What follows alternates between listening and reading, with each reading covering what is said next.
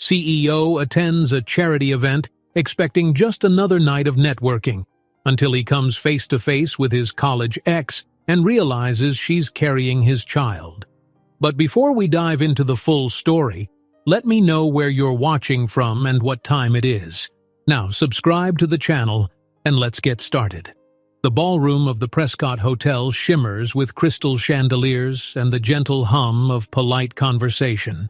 It's the annual Futures for Children Benefit Gala in Boston, a prestigious charity event that draws high-profile donors from across the country.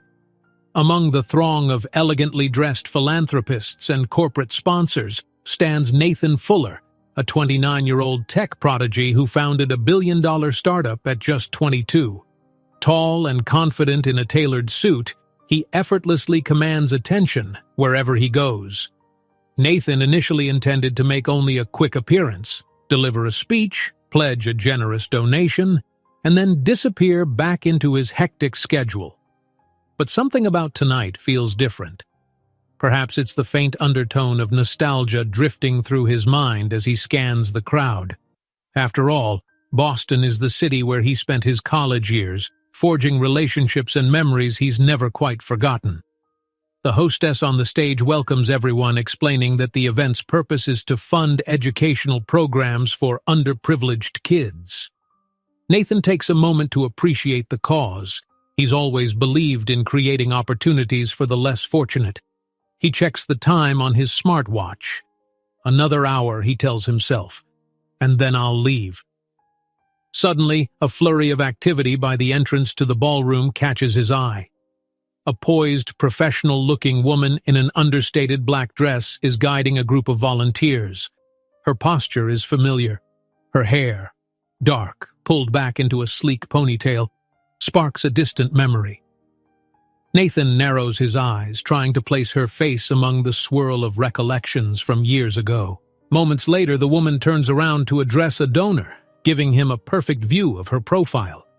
Instantly, his breath catches. Emma Walker. The name bounces inside his mind like an echo from the past. In a flash, he's back at college, wide-eyed, ambitious, and hopelessly in love with the brilliant journalism major who once challenged him to think more deeply, to dream more boldly. They hadn't parted on bitter terms exactly. Life had simply pulled them in different directions after graduation, but the sight of her now, in charge of the gala's organization, is enough to send a jolt through his heart. Nathan tries to conceal his shock. He wonders if Emma has seen him yet. From across the room, Emma is indeed aware of his presence. A quick glance out of the corner of her eye confirms her biggest fear. Nathan Fuller, the CEO whose name had graced many a headline, is standing in the same ballroom, scanning the crowd in her direction. Emma's heartbeat quickens. She's the event organizer for this prestigious benefit, a testament to her talent and dedication. Yet this is the last place she ever expected to run into him. Why tonight? Why now, of all times? Her immediate instinct is to avoid him. 6 months prior, they'd had an unexpected run-in during one of Nathan's business trips, sharing a fleeting but meaningful day together. Soon after, Emma discovered she was pregnant. Convinced Nathan was engaged at the time, she'd seen mention of a rumored fiancé in the press, she made the painful decision not to contact him. She told herself she'd handle it alone. She had to. But fate has brought them together once more, and Emma isn't sure how to handle this collision of the present with her carefully guarded secret. She pretends not to notice him, focusing instead on instructing the volunteers to manage seat assignments and direct donors to their tables. Nathan, despite the quickening drumbeat in his chest, approaches a table of donors, exchanging pleasant small talk. His voice projects confidence, but his mind is elsewhere, replaying the last time he saw Emma. That day, they'd reconnected briefly, an afternoon coffee, a conversation that felt too short. He remembers the flicker of regret he felt when they parted ways again. Later, he'd ended his engagement, realizing he couldn't fully commit when thoughts of Emma lingered in his mind day after day. "Mr. Fuller, it's an honor to meet you," says an older gentleman at the table, extending a hand. Nathan smiles politely, shakes it. The honor's mine. Thank you for supporting tonight's cause." His lips form the right words, but his eyes keep searching for Emma. Where did she go? Near the stage, Emma lifts a clipboard to hide her face as she hurries out of the ballroom. She slips into a quieter side hallway that leads to a small office used by staff for event coordination. Her hands tremble. She's thankful for the hush of the corridor, away from prying eyes. The last thing she wants is a dramatic confrontation out there in front of donors and sponsors. Inside the office, the overhead light flickers. She sets her clipboard down on a desk stacked with event brochures, sponsor packets, and reams of schedules. Unsteady, Emma sinks into a chair. Her mind churns. He's here. She presses a hand to her abdomen, remembering she's now 5 months pregnant. She questions the swirl of emotions, fear, anticipation, and the inescapable truth that she never really forgot him. A soft knock at the door startles her. Before she can respond, the door opens slightly. Standing there, looking determined and somewhat anxious, is Nathan. "Emma," he says quietly. The single word carries the weight of all those unsaid questions they've both been harboring for so long. She stands up abruptly, the chair wheels squeaking. Her gaze darts to the exit. I'm busy. The event is in full swing. I know," Nathan interrupts gently. "I'm sorry to barge in, but I saw you leave. We need to talk." Her eyes flicker with uncertainty. She feels the urge to protect herself, to say something snappy or dismissive, but those old sentiments make her hesitate. This really isn't a good time, Nathan. The donors? They can wait 5 minutes, he insists, voice calm yet charged with emotion. "Emma, when I saw you just now, it felt like everything stopped. There are things I've wanted to say, things I need to tell you." Emma edges backward, her hand instinctively brushing over her slight baby bump. "We're at a charity gala. I'm working.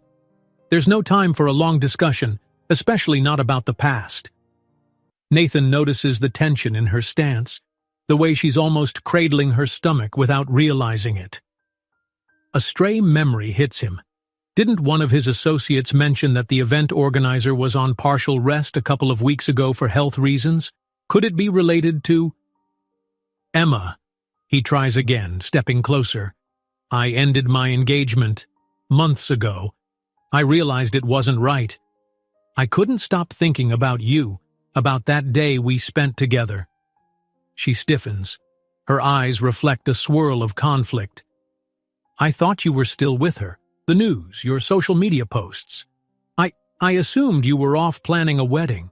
He shakes his head. "The rumors ran wild, but we called it off quietly.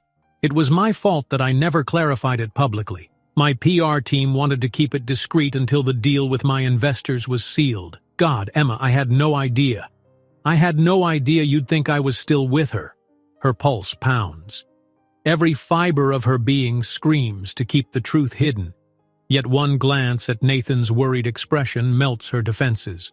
She stands there, speechless, waging an internal war. "Why didn't you reach out?" he presses gently, seeing the hesitation in her eyes. "You must have known I'd want to see you." Emma lowers her gaze. Tears threaten to form. "Because I believed you were engaged, and I didn't want to complicate things for you or for me."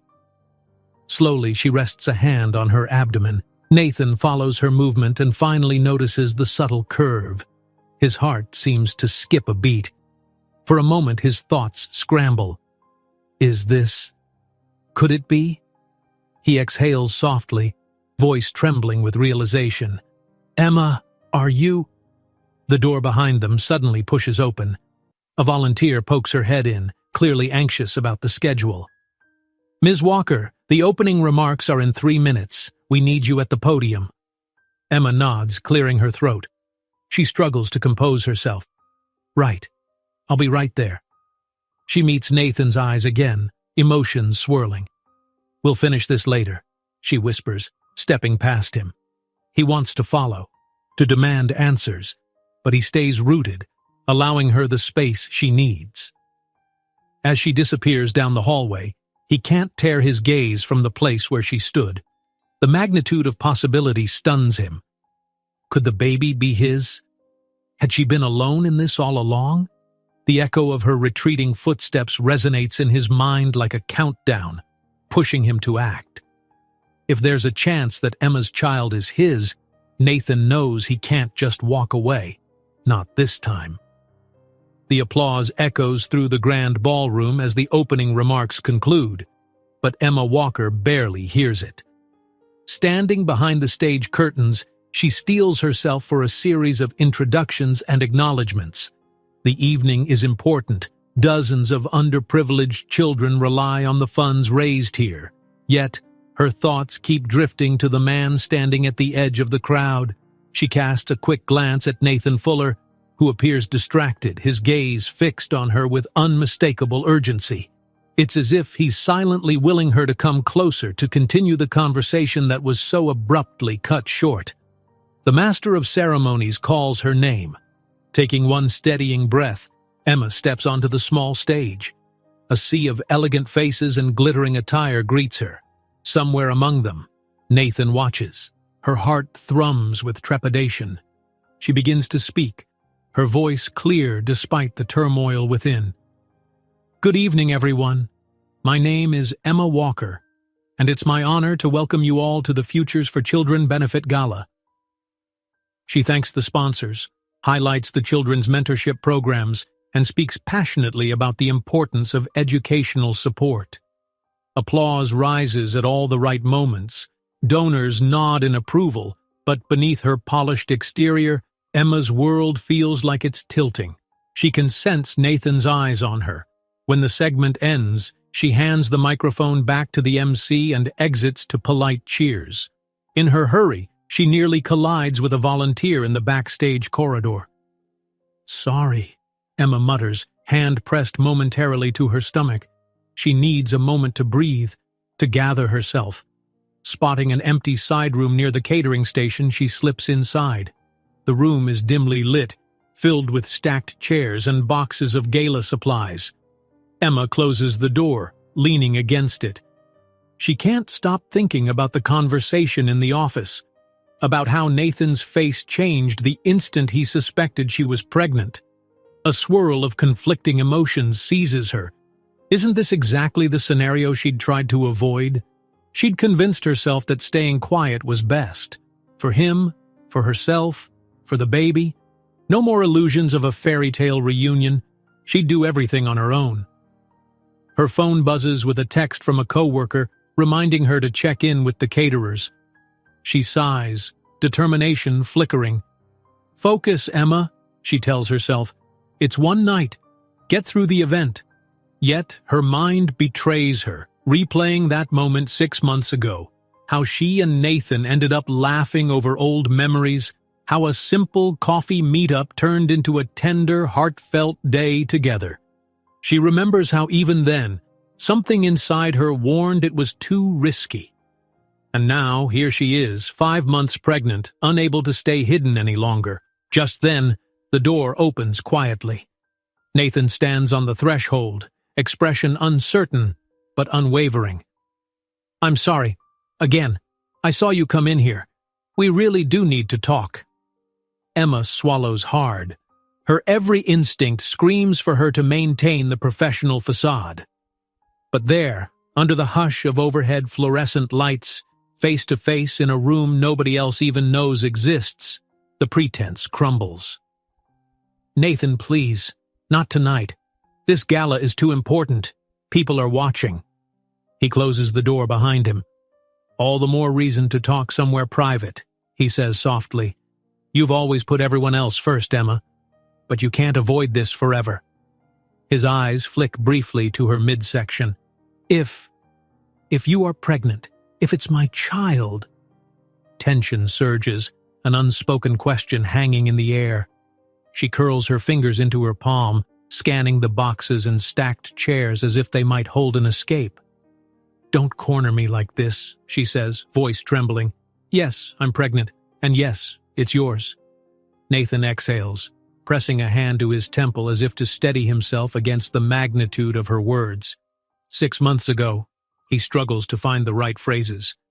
That day, after I left, I tried to call you. I never got a reply. Emma's jaw tightens, recalling the missed calls and the texts she purposely ignored. I believed you were still engaged. The news, the tabloids, your fiancé's social posts, everything pointed to you being in the final stages of wedding preparations. His frustration is evident, but overshadowed by regret. I ended that relationship for good, but I couldn't exactly publish a press release about my personal life the moment it happened. My investors were pressuring me to keep my life squeaky clean until a crucial merger went through. No drama, no gossip. I never imagined you'd... He trails off, taking a step closer, his gaze flickering with concern. Emma, you've gone through this alone? For months? Stifling tears, she half turns away. It's my life, Nathan. My responsibility. I built a good career, enough to support my baby. I don't need your pity or your help. Emma, it's not pity. His tone is gentle yet firm. I've never stopped thinking about you, about us. And if this child is mine, I want to be part of their life. She shakes her head, fear flickering in her eyes. Even if you do, it's complicated. My world isn't your business empire. I don't expect a CEO of a billion-dollar company to put everything on hold for me or my baby. Nathan takes a measured breath, fighting the urge to protest that he would do exactly that, put everything aside, if it meant making things right. But he knows Emma well enough to tread carefully. I'm not asking you to let me take over. I'm asking for a chance, for the sake of our child, to figure this out together. Emma's hand trembles against the back of a metal folding chair. She imagines the potential scandal, the tidal wave of media speculation if the public discovered that the revered boy wonder of tech has an unexpected baby on the way. She sees the heartbreak of being overshadowed, her identity replaced by sensational headlines. Yet, another part of her yearns to let him in, remembers the kind of man he was, the kindness that balanced his ambition. Nathan, she finally manages, her voice low. I was serious when I said I'd handle it alone. It wasn't just an impulsive decision. I weighed everything. Your ambitions, your lifestyle, my independence, and I accepted it. His expression clouds. You accepted it. But did you ever stop to consider what I might want? He runs a hand through his hair, frustration mingling with empathy. Don't I deserve a choice in this? A chance to be the father I couldn't have imagined being until I saw you tonight, until I realized the truth? Emma bites her lip, tears threatening to spill. For a moment, the tough exterior wavers. I didn't want to trap you, she whispers. I saw your engagement announcements. I followed the stories about your expansions in Europe. You seemed unstoppable. And me? I'm just Emma, the event coordinator. I have no illusions about your world. A wave of protectiveness surges within Nathan. He steps closer, gently placing a hand on her arm. You're not just Emma. You never were. Back in college, you were the only person who dared to challenge me. You'd scold me for skipping classes or chase me for not reading the right books. You made me see beyond profit and code. None of that's changed. She closes her eyes, fighting back a sob. Outside, the muffled hum of the gala continues. Music and clinking glassware remind them both that time is ticking. Emma steps back, gently extricating herself from his touch. We can't settle this here, not with hundreds of donors expecting me to juggle a million details. I have responsibilities. Nathan straightens, aware he's overstepped. I understand. But this conversation isn't over. He lowers his voice, determined. When the gala ends, let me take you home. Or we'll go somewhere quiet. I can cancel the rest of my evening. I'll do whatever it takes. Emma's lips part, hesitation swirling in her gaze. I have to think, she says softly. You dropped a bomb on me too, Nathan. I've been convinced for 5 months that you'd be better off without us." The sincerity in his eyes is unmistakable. "I'm not better off without you, or without our baby." A wave of emotion rushes through her, so powerful she has to look away.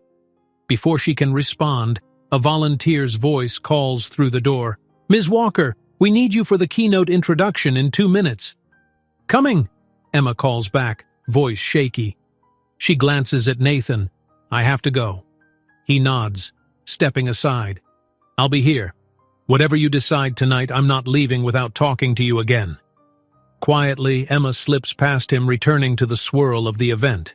Nathan lingers for a moment, alone among the stacked chairs and dim lighting, feeling the weight of the revelation settling on his shoulders. A child, he thinks. His child. He inhales, squares his shoulders, and prepares to follow her. Whatever chaos awaits them in the public eye, whatever complexities Emma fears, he's resolved to face them. The vow sits in his mind like an unbreakable promise. He won't lose Emma again, and he won't abandon the life they created. Outside the side room, the gala continues in full swing, unaware that behind the polished veneer of charitable festivities, 2 people are grappling with the most important moment of their lives.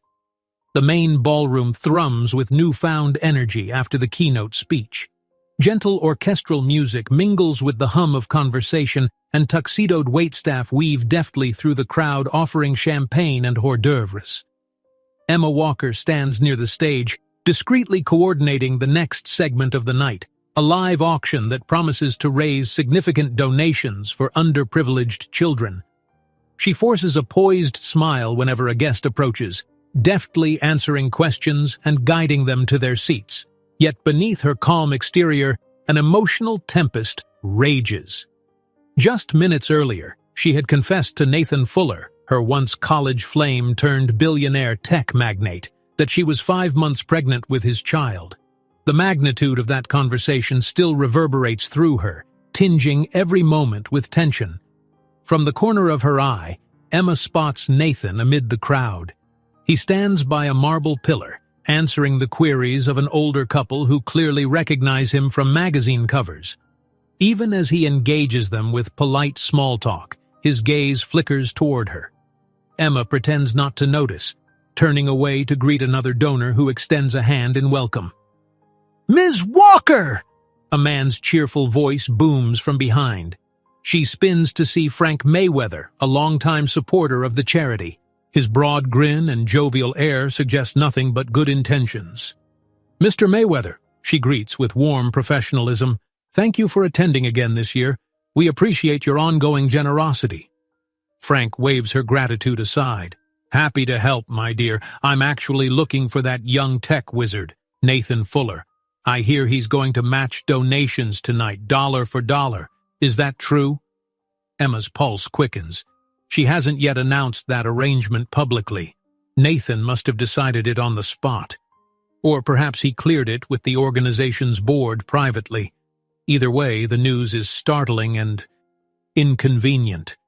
She glances in Nathan's direction, noticing he's no longer by the pillar. "I believe Mr. Fuller is still finalizing details," she replies with tact. "Let's confirm a bit later once the formal announcement is made." Frank nods, satisfied for the moment. As he strolls off, Emma feels the weight of admiration for Nathan stirring something within her, both pride and unease. Is he offering the donation match to support her cause, or is it purely philanthropic on his part? A volunteer signals that the live auction is about to begin. Emma steps onto the platform set up at one side of the ballroom, behind a tall podium. Over the microphone, she introduces the auctioneer, reminding attendees of how their bids will fund mentoring programs, school supplies, and scholarship opportunities. The audience applauds enthusiastically.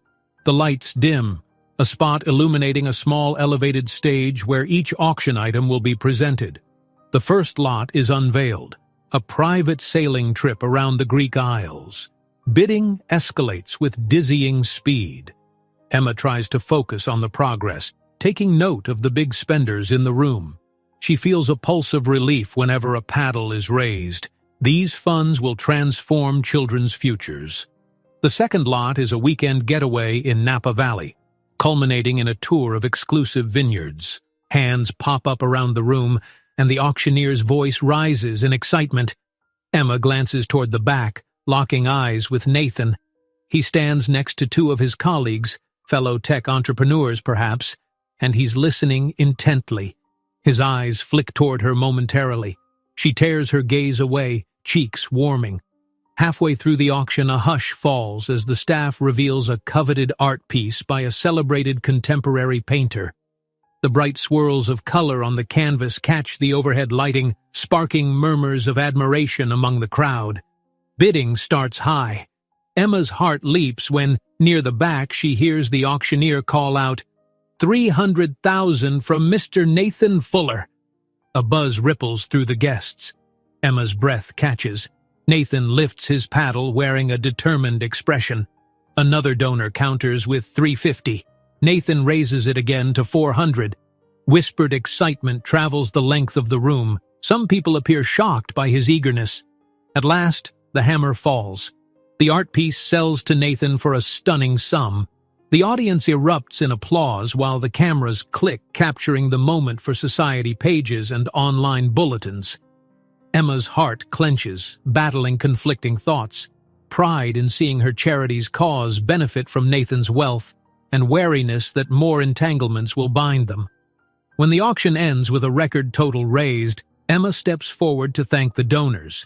She's in her element, poised, articulate, full of gratitude. On the outside, she is every inch the successful event organizer.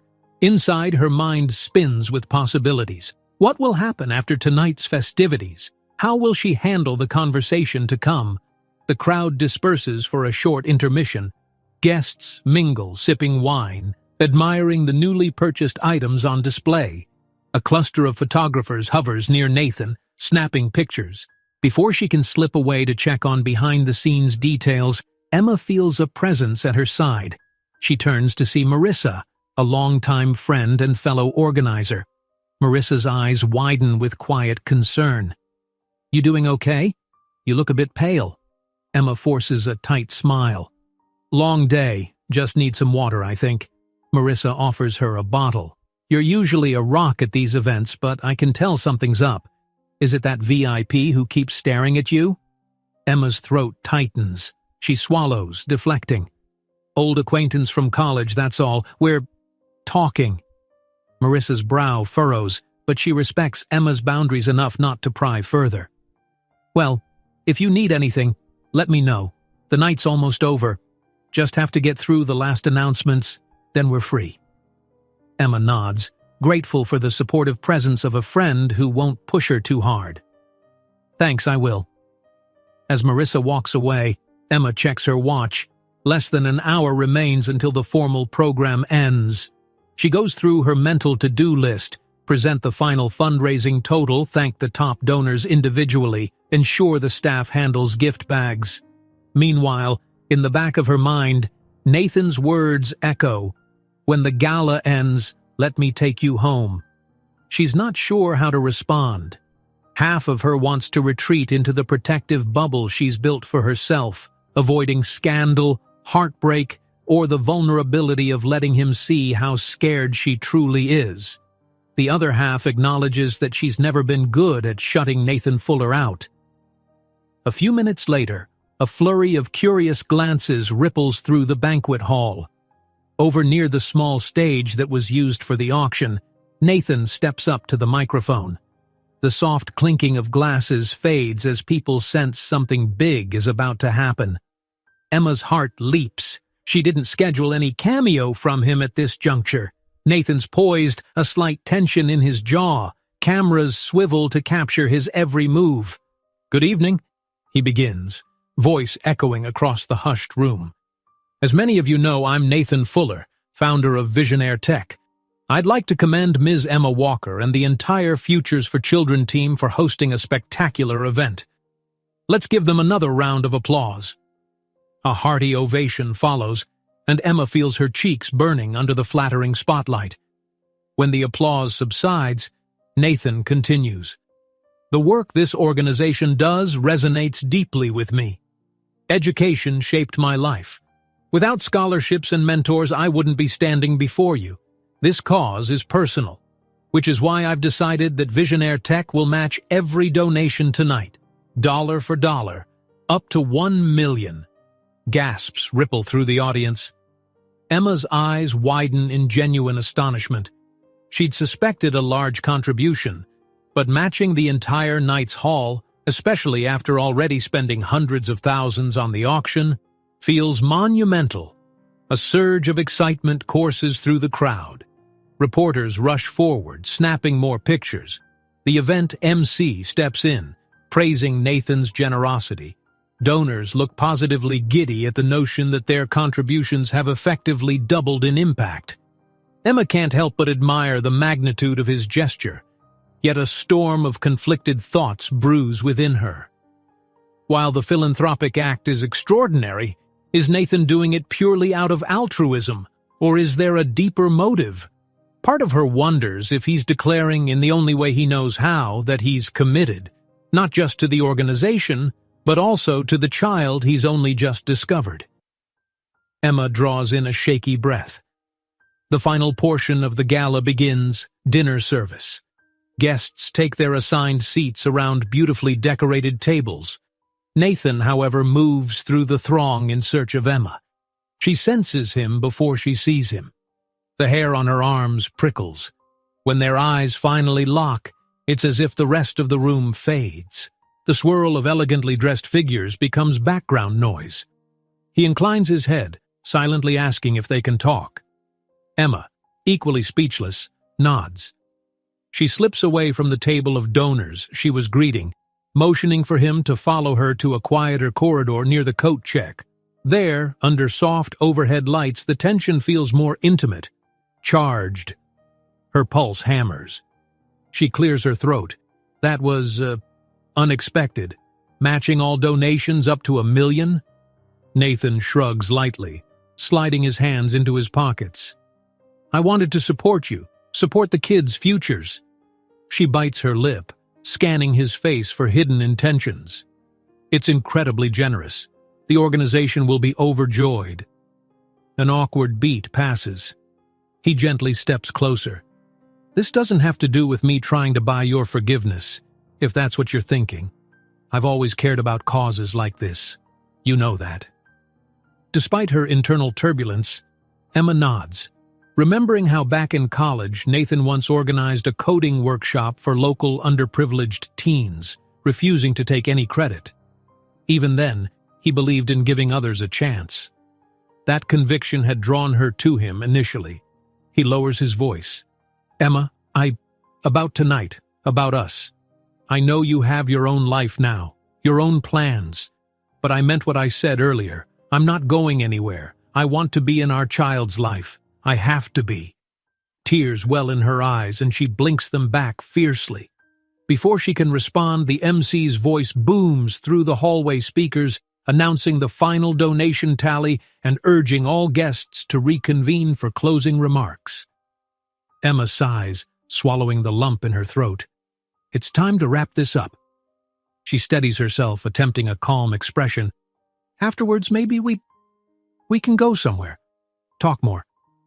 Nathan's gaze softens with relief. Yes, please.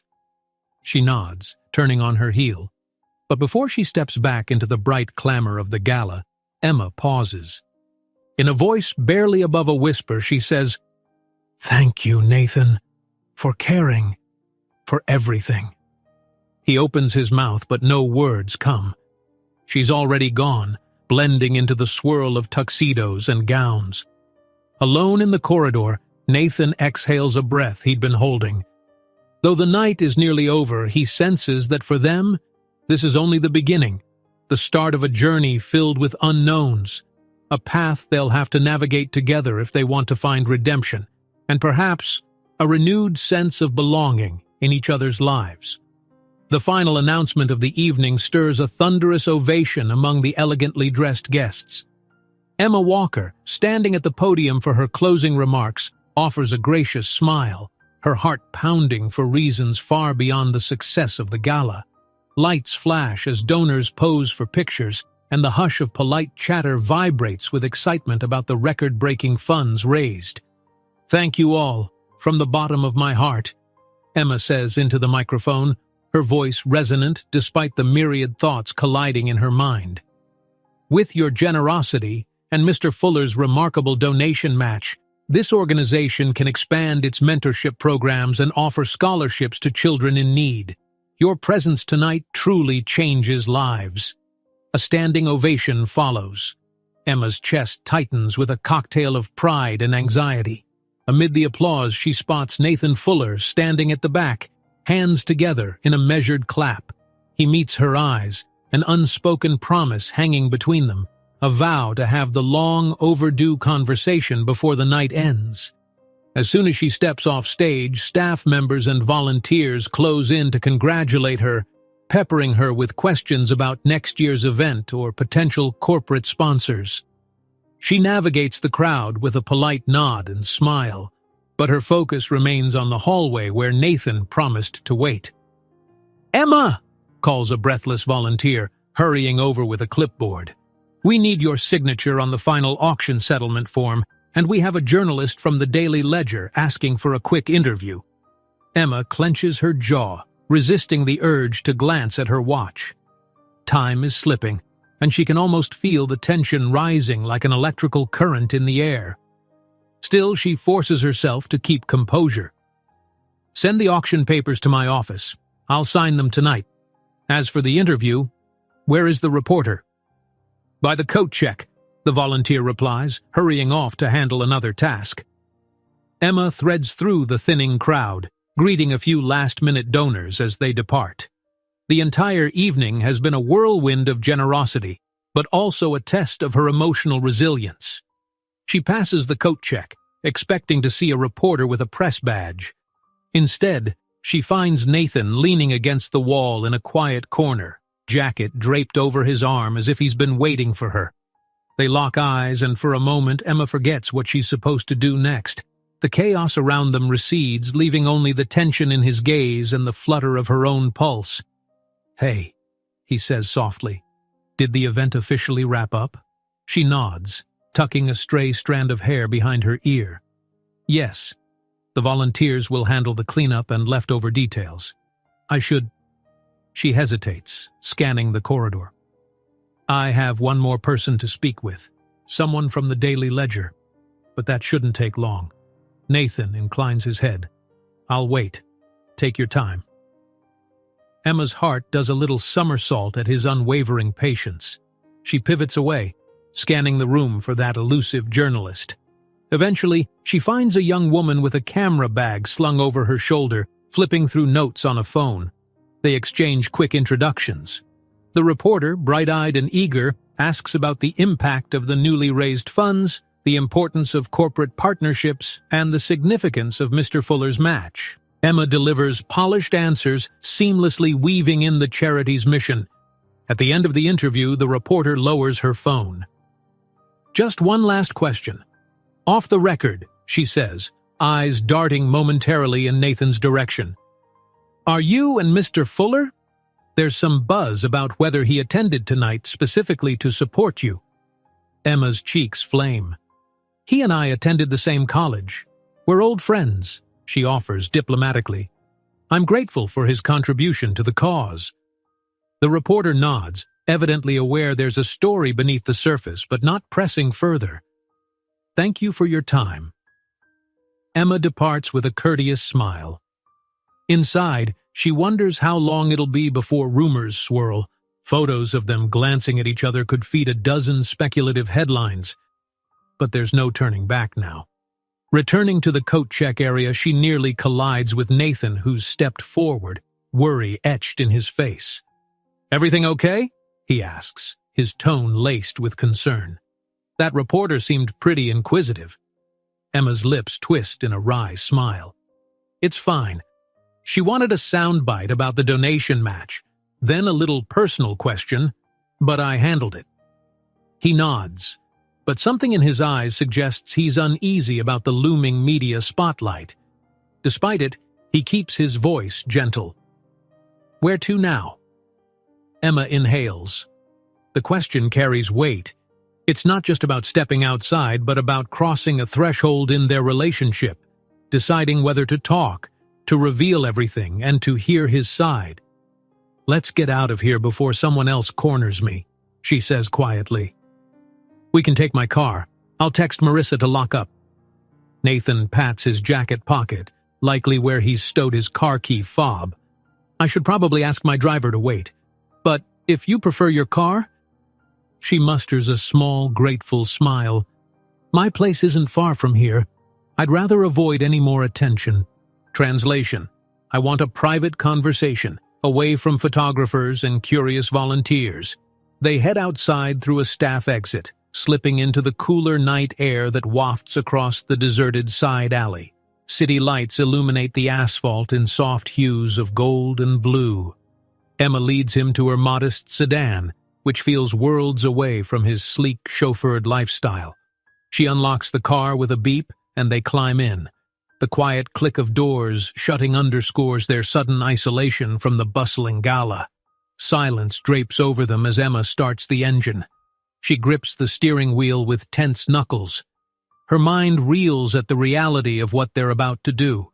Sit down, talk about their unborn child and the impossible choices they have to make. Nathan in the passenger seat steals a cautious sidelong glance. "How are you feeling?" he asks. Simple words, but laden with meaning. He's asking about much more than just the end of a hectic night. She exhales, shifting into gear. Exhausted, nervous, but mostly, "I'm ready to talk." The drive passes in a blur of streetlights and whispered directions. They avoid the main roads, hoping to slip by without paparazzi or social media onlookers. Emma clenches and unclenches her jaw, her thoughts swirling. How does she tell him about the prenatal visits? The nights she spent awake, worried about finances, bracing for single parenthood? Soon, they arrive at her apartment building, an unassuming brick complex in a quieter district of the city. She parks in a small lot, kills the engine, and for a moment, neither of them moves. Overhead, a street lamp casts long shadows through the windshield. Finally, Emma speaks. "I'm on the second floor. No elevator. You all right with stairs?" Nathan almost smiles. "I think I can manage." They climb the narrow staircase, her footsteps echoing against concrete walls. At her door, Emma fumbles with keys. Nervous energy hums in the space between them.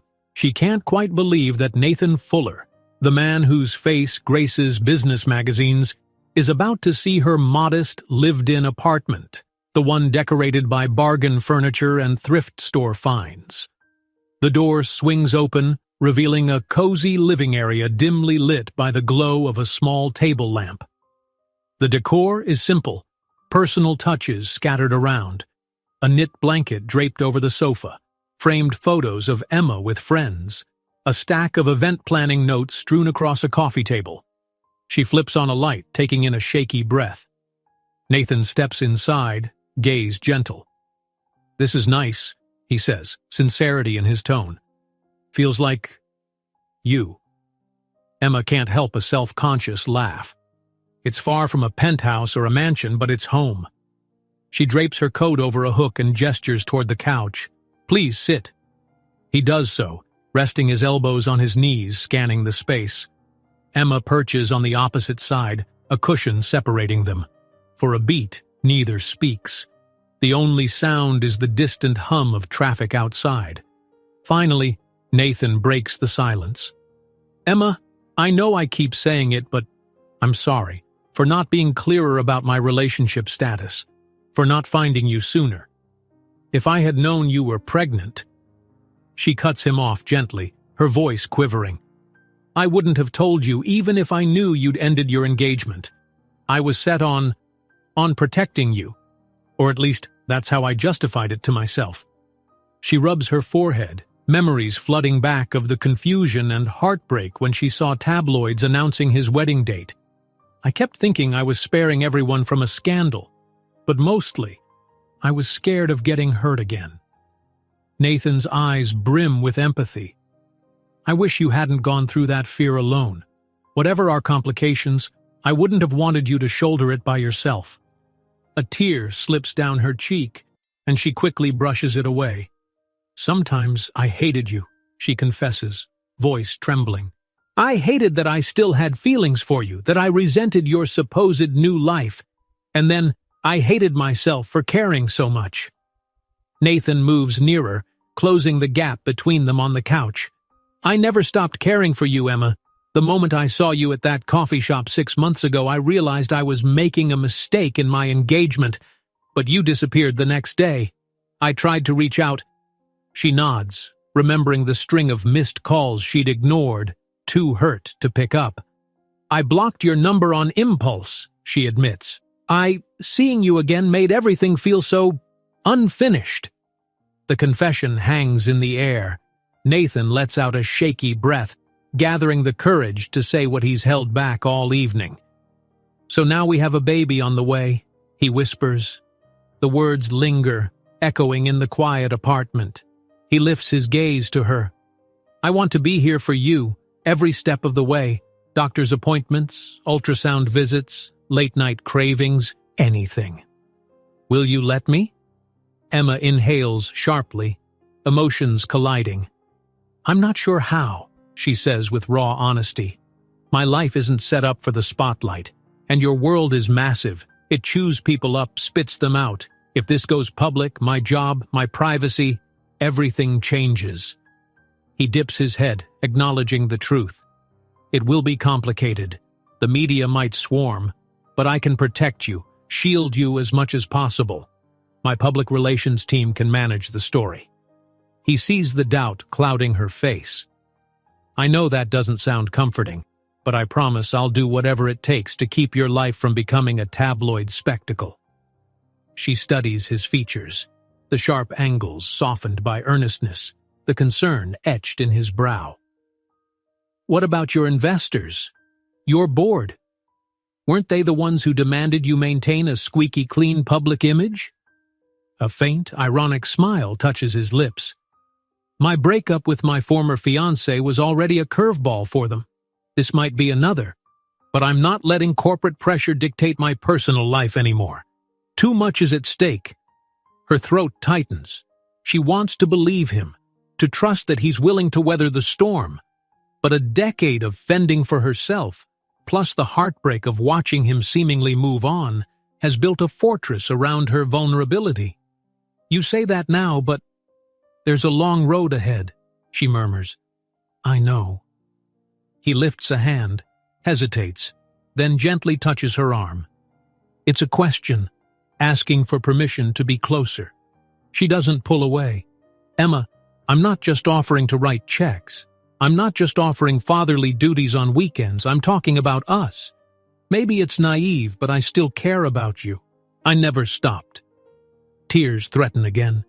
She closes her eyes, letting the warmth of his touch anchor her. For all her fears, there's something profoundly comforting about the man she once loved standing beside her in the reality of this moment. I need time to think, she manages, voice thick. We can't just pick up where we left off in college. Nathan nods. Absolutely. I won't rush you, but can we at least agree that I'll be part of the baby's life? That we'll figure out the rest together, step by step? Emma steels herself, gazing into his earnest eyes. She can sense the weight of this decision. Accepting his involvement means trusting him with her deepest vulnerability. Yet the alternative is to deny their child a father who seems desperately willing to be there. Okay, she breathes. We'll try. On a trial basis, I guess. We'll see how it goes. Co-parenting, being discreet. But if it gets too crazy with the media... She lets the sentence trail off, uncertain how to frame her ultimatum. Nathan nods, relief radiating from him. I understand. We'll handle everything as it comes. Tenderly, he adds, Thank you, Emma. She swallows, her emotions too tangled for coherent speech. The tension in the air morphs into a quiet, pulsing hope. They talk for another hour, about the timing of her next doctor's visit, about practicalities like scheduling and finances, about how to keep things under wraps until they're both ready to share the news. Eventually, exhaustion seeps into their voices. Outside the living room window, the city is dark and still, a hush that matches the fragile peace in Emma's small apartment. Nathan glances at his watch and notices the late hour. "I should probably let you rest," he says gently. "It's almost 2 a.m. Emma nods, the tension in her neck a reminder of how long the gala day has been. She rises from the couch and walks him to the door. There, beneath the warm glow of a single lamp, they pause. Uncertainty flickers in the space between them, so much left unspoken and yet so much already revealed. Nathan looks like he wants to say something more. Instead, he lifts his hand in a brief gesture of farewell. "I'll call you tomorrow?" he asks, voice tentative. A fragile smile curves Emma's lips. "Yeah," she murmurs. "That'd be good." He steps into the hallway, lingering a moment. Then, with quiet resolve, he turns and makes his way down the stairs. Emma closes the door, pressing her back against it, heart pounding. In the emptiness of her living room, she's overwhelmed by what just transpired. Relief and fear, hope and apprehension, they all swirl through her in equal measure. For 5 months, she believed this conversation could never happen, that she was destined to face motherhood alone. Now, everything has changed. She crosses to the small table lamp and clicks it off, darkness descending around her. Even though the path ahead is fraught with uncertainty, a flicker of possibility breaks through her guarded heart, like the first ray of dawn peeking over the horizon, promising that no matter how complicated things get, she won't have to walk this road by herself anymore. Morning light filters through the curtains of Emma Walker's bedroom, a gentle golden glow that contrasts sharply with the whirlwind of emotions churning inside her. She lies awake, staring at the pale ceiling, recollecting every word exchanged with Nathan Fuller the night before. The day after the gala should be a time for her usual post-event wrap-up, drafting thank you emails to sponsors, tallying final donation numbers, but now there's a far bigger shift in her life to consider. Emma finally pushes off the covers and sits at the edge of her bed, resting her palms on her knees. Her phone rests on the nightstand, silent.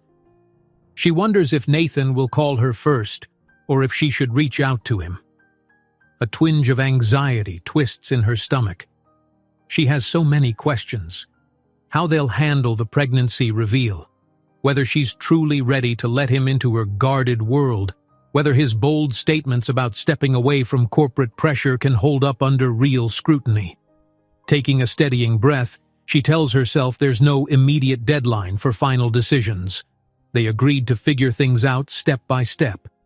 A gentle flutter from within her abdomen brings a smile to her lips. 5 months along, the baby's movements are stronger now, tiny reminders that she's never really alone. She rubs her belly, comforted by this new life that both terrifies and thrills her. "One day at a time," she murmurs. After a quick shower, she dresses in comfortable jeans and a soft sweater, avoiding anything too constrictive around her growing bump. Her hair, still damp, frames a face etched with traces of restlessness. She brews some tea in the small kitchen, the familiar aroma of chamomile settling her nerves. Before she can take the first sip, her phone buzzes. She almost spills the tea in her haste to grab it. Checking the screen, she sees Nathan's name. Her heart leaps. Clearing her throat as though he might hear it, she answers. "Morning," comes his voice, gentle and a little tentative. "I hope it's not too early." Emma glances at the clock, 9:15 a.m. "No, it's fine. I'm awake." A slight pause as if he's relieved. "I wanted to give you space, but I also didn't want you to think I'd forgotten everything we talked about. How are you feeling?" She takes a moment, exhaling slowly. "I'm okay. Tired from the gala. A little overwhelmed." She closes her eyes, recalling his earnestness from last night. "You?" Nathan chuckles softly, though there's a note of tension in his tone. "My phone's been buzzing since 5 in the morning with press inquiries about that matching donation. I told my PR rep to handle them, but I'm good. More than good, actually. Last night it was something I've been hoping for a while." A wave of emotion washes over Emma, balancing precariously between gratitude and lingering skepticism. She sets the teacup on the counter. "Last night felt surreal, honestly. But we do need to talk details at some point, like the next doctor's appointment or anything you want to be part of." He hesitates, as though touched by her willingness. "Let's. Whenever works for you. Also, if you're up for it, maybe we could grab lunch or something simple. No paparazzi, no big announcements, just a conversation." Emma thinks of her schedule. She has phone calls and a brief meeting at the charity office to finalize the post-gala paperwork. But midday is free. She finds herself nodding, even though he can't see her. Lunch could work. Where? Someplace quiet. He sounds eager. "I know a small Italian restaurant in the West End. Family-owned, not flashy. Usually no press lingering around. We can meet there, say around 1? Emma chews her lip. The idea of stepping into a public space with him triggers a sliver of worry, but she tells herself it's just lunch. "That's fine. Text me the address." They exchange goodbyes. After hanging up, Emma notices her hands trembling slightly. She brushes it off, telling herself it's just nerves. An hour later, she's in the cramped basement office of the Futures for Children organization, nestled among boxes of leftover brochures. The hum of the air conditioner mixes with the muted sounds of city traffic outside. Marissa, her close friend and fellow event planner, sits across a battered metal desk, rummaging through receipts and donation pledges. "You pulled off a miracle," Marissa says, not looking up from the stack of papers she's sorting. "We crushed every previous fundraising record." Emma forces a small laugh. "Nathan's matching donation gave us a huge boost." She tries to sound casual, but she can't ignore the flutter in her chest at the mention of his name. Marissa's eyes flick up, catching Emma's expression. "Speaking of which, there's a rumor going around that he did it more for you than for the cause. Any truth to that?" Emma's cheeks warm. She arranges some paperwork, stalling. "He's always been big on philanthropy," she hedges, ignoring the deeper truth. "We went to college together. He knew how passionate I was about this organization, so maybe that influenced him." Marissa arches a brow but doesn't push, returning to the donation forms. Emma feels a swell of relief and guilt. Eventually, though, she knows she'll have to open up, if only a little. Marissa is one of her few confidants. "Listen," Emma begins, her voice subdued. "Nathan and it's complicated, but we're talking things through." She hesitates, not quite ready to reveal the pregnancy yet. "Just don't be surprised if you see him around more often." Her friend's face softens. "I'm happy for you if that's what you want. But be careful, Em. The media loves a power couple story, and the last thing we need is for your name to get dragged into gossip columns." The mention of media gossip makes Emma's stomach knot. "I'm aware, trust me." Marissa pats Emma's hand, the conversation shifting to safer topics, like verifying the big donor's checks and planning a debrief meeting. Still, Emma senses Marissa's watchful concern, and she silently vows to be honest when the time is right. By noon, Emma has wrapped up the essential tasks. Before leaving the office, she lingers at the door, double-checking her phone. Nathan's text with the restaurant address pings just then, along with a short note. Looking forward to it. A smile ghosts across her lips as she gathers her purse. Part of her remains on edge, uncertain how lunch might unfold, but another part can't deny the flicker of anticipation. She arrives at the modest Italian eatery a few minutes early. Nestled between a laundromat and a flower shop, the place exudes an unpretentious charm. The windows are decorated with red and white checkered curtains, and a small chalkboard sign outside advertises the day's specials. Emma inhales the savory aroma of tomato sauce and oregano as she steps inside. A kindly hostess greets her, and Emma notices the dining area is nearly empty, just an older couple in a far corner, engrossed in their meals. This suits her just fine. The hostess, who seems to recognize Emma's reservation under Fuller, leads her to a discreet booth near the back. Moments later, Nathan appears at the door, scanning the room until his gaze settles on Emma. His expression brightens, relief evident in his posture. "Hi," he says, sliding into the booth across from her. He's dressed down today, dark jeans and a casual blazer. He sets a phone on the table face down, perhaps to signal that she has his undivided attention. "Hi," Emma returns softly. She can't help but notice how, despite the casual outfit, he carries the same focused energy that makes him a formidable CEO. They place drink orders, a sparkling water for Emma, iced tea for Nathan. Then the hostess leaves them with menus. For a few seconds, they flip through the options in polite silence. Emma can almost feel the questions simmering between them. Eventually, Nathan sets his menu aside. "Emma, I've been thinking all morning about next steps." He glances around to ensure no one is listening. "When's your next doctor's appointment? I'd like to come if that's okay." Her chest tightens at the simplicity of his request. She's never pictured a scenario where the father of her baby steps in willingly, especially not like this. "It's in 2 weeks, just a routine checkup and possibly scheduling an ultrasound." Yeah, you can come." The corners of his eyes crinkle in relief. "Thank you. Let me know when and where, and I'll make sure I'm in town." He hesitates. "I'll keep my schedule flexible." Emma nods, touched by his determination. "All right. I'll text you the details." They glance at the menus again, though clearly neither is in a rush to talk about the linguine or eggplant parm. Emma sets hers down. "We should also figure out how and when to tell people, if we're telling them at all right now. I'm already showing somewhat. It's not super noticeable yet, but in a month or two it will be." Nathan leans forward. "I'd like for us to make the announcement on our own terms, not as a tabloid leak. But I'll respect your comfort level. If you want to keep it private a while longer, I'll follow your lead." Her lips part in silent gratitude.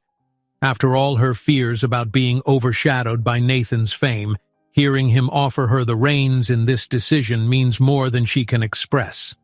"Thanks. Let's keep it quiet for a bit. I want to mentally prepare for the onslaught."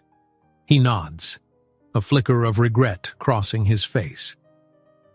"I wish I could guarantee the press wouldn't make a circus out of it. My life's been under a microscope lately, especially after the breakup and that massive donation. But we'll do our best." He shifts, lowering his voice. "If you ever feel pressured or uncomfortable, tell me immediately. I'll handle it." The reassurance steadies her. Just then, the hostess returns to take their orders. Emma chooses a simple pasta dish, mindful of her pregnancy diet. Nathan orders a fresh basil and mozzarella panini with a side salad. After the hostess departs, Emma places her elbows gently on the table, meeting Nathan's gaze. "Can we talk about us outside of the baby?" she ventures, heart pounding. "Because it's been years, Nathan. We've both changed. I don't want unrealistic expectations." He exhales, pondering her words. "I agree. We can't just pretend the past decade never happened, or that we can snap back to who we were in college, but you still matter to me. More than I can say." His voice is soft, sincere. "I'd like to see where this goes if you'll let me. Without rushing or any pressure, I'm willing to earn your trust, step by step." Emma's throat tightens at the vulnerability of his confession. She's not sure if it's hormones or genuine sentiment, but she feels a pang of hope so strong it nearly brings tears. "I do care about you," she admits quietly, "but I'm also afraid of getting hurt. I've spent years building a life where I rely only on myself. Letting you in is a lot."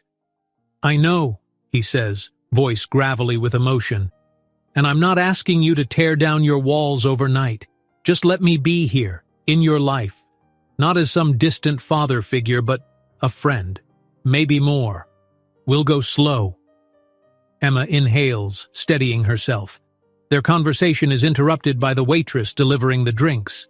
She sips her sparkling water, grateful for the slight break. Through the restaurant's front window, a couple strolls by, oblivious to the delicate conversation happening inside. Emma catches a glimpse of her reflection in the glass, her brow pinched with worry and longing. She steels herself and returns her attention to Nathan.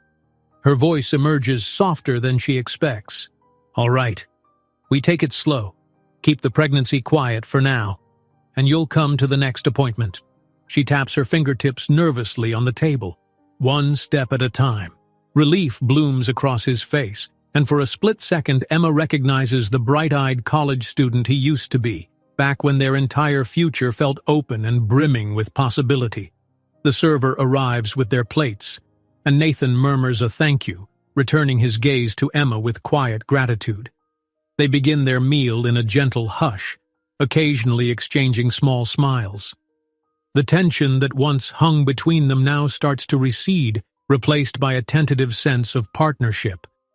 The baby, perched between their two worlds, remains the focal point they're both striving to protect.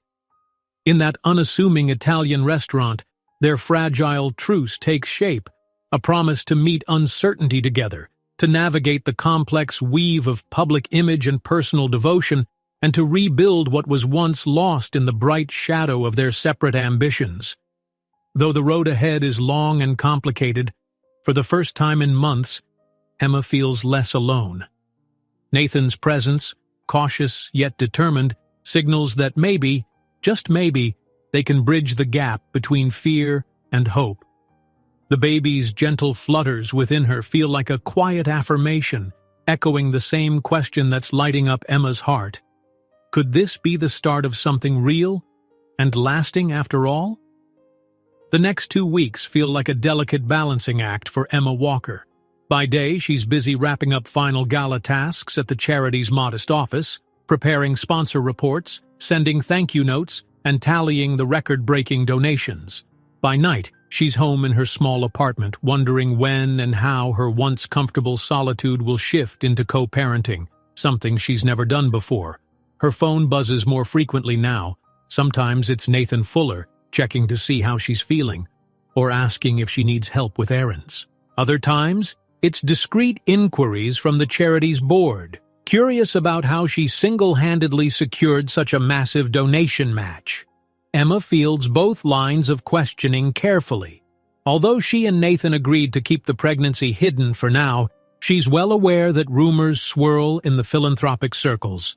One afternoon, Emma finds herself at a small cafe near her office, flipping through a pregnancy magazine she impulsively bought. Articles about birth plans and nursery designs fill her with conflicting emotions: excitement, fear, and a lingering sense of disbelief that her life is pivoting so drastically. She can't help imagining Nathan's presence at doctor's appointments or how he might react to a baby registry. As she stirs a chamomile tea, a soft ping announces an incoming text. Nathan, 2:12 p.m. How's your day going? Her heart does a small somersault. She types back, Emma, 2:13 p.m. Busy but good, just grabbing a quick tea. You? Within seconds, the reply pops up. Nathan, 2:13 p.m. On back-to-back calls. Some partnership deals. Wish I had a tea break too. Nathan, 2:14 p.m. Don't forget, next Tuesday is the appointment, right? 3 p.m. Emma's gaze drifts to the ring circled on her calendar in her planner, her prenatal appointment. She texts back, confirming the time. He replies with a simple thumbs-up emoji, followed by, Nathan, 2:15 p.m. Can't wait. She pockets her phone, a quiet smile tugging at her lips. For all her fears, it's oddly comforting to have someone as invested in the baby as she is. Finishing her tea, she heads back to the office. That weekend, Emma's personal bubble receives another little jolt when Marissa, her closest friend, invites her over for a quiet dinner. The invitation is a reprieve from the bustle of the city, and Emma accepts, though she braces for the inevitable questions Marissa might pose. Marissa's apartment brims with warmth, mismatched throw pillows, the scent of fresh basil from the small herb garden on the windowsill, and a half-finished puzzle strewn across the coffee table. They cook a simple pasta dish together, chatting about everything except Nathan, until Marissa finally broaches the topic once they settle at the table. "So," Marissa begins casually, swirling pasta on her fork, "I couldn't help noticing you've been different lately, more introspective. Something to do with Mr. $1 Million donation, maybe?" Emma inhales, her eyes drifting to the overhead light fixture. She's known this conversation was coming. She can't keep everything bottled up forever. "Nathan and I, well, we've reconnected. We're working through some things." Marissa arches an eyebrow. "Things?" Her heartbeat flutters as she considers how much to reveal. After a long moment, she decides honesty is inevitable. She lowers her gaze, voice tight with nerves. "I'm pregnant, Marissa, and it's Nathan's baby." A stunned silence hushes the kitchen. Marissa's fork clatters onto her plate. For an instant, Emma fears shock will give way to judgment or a barrage of questions. But Marissa's expression quickly softens into concern. "Oh my God, Emma, why didn't you tell me sooner?" Emma exhales shakily. "Because everything was complicated, and I didn't know how to handle it. I only told Nathan recently.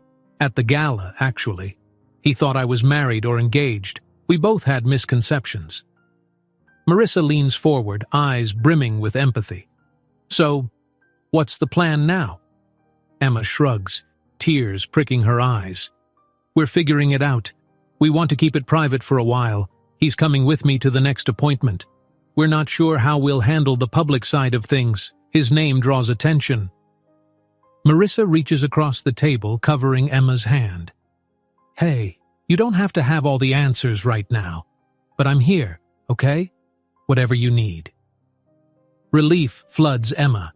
She nods, blinking away moisture. "Thank you. I was worried you'd judge me or something." "Oh, hush." Marissa waves off the notion with a grin. "You have enough on your mind without me adding to it.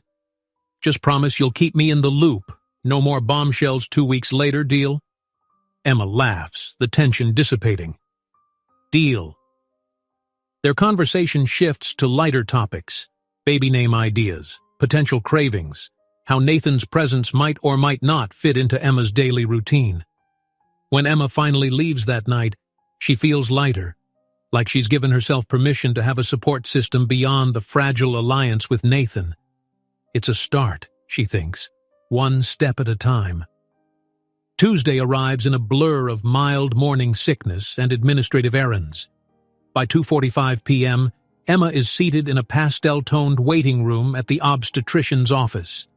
Pregnant women in various stages of expectancy occupy the rows of chairs, some reading magazines, others tapping on phones, a few quietly smiling at their bellies.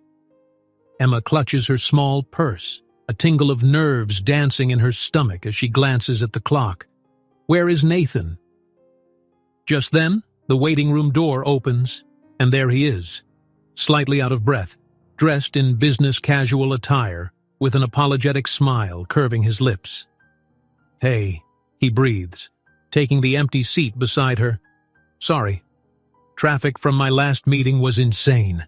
She offers a tight-lipped smile, partly from relief, partly from the nerves of having him here. "I was starting to wonder if you'd changed your mind." Nathan's eyes flicker with something like concern. "Never. Just city gridlock." He catches his breath and then glances around, noticing the rows of expectant mothers. "So, what happens now?" Before she can answer, a nurse appears, calling Emma's name. They both stand.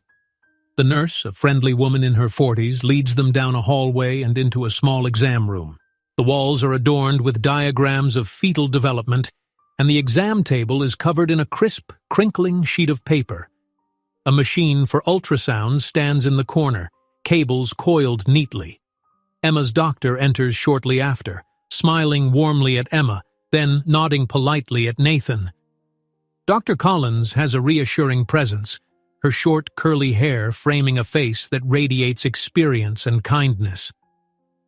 "Emma, good to see you. And you must be the father?" Nathan clears his throat, extending a hand with a polite smile. "Yes, I'm Nathan."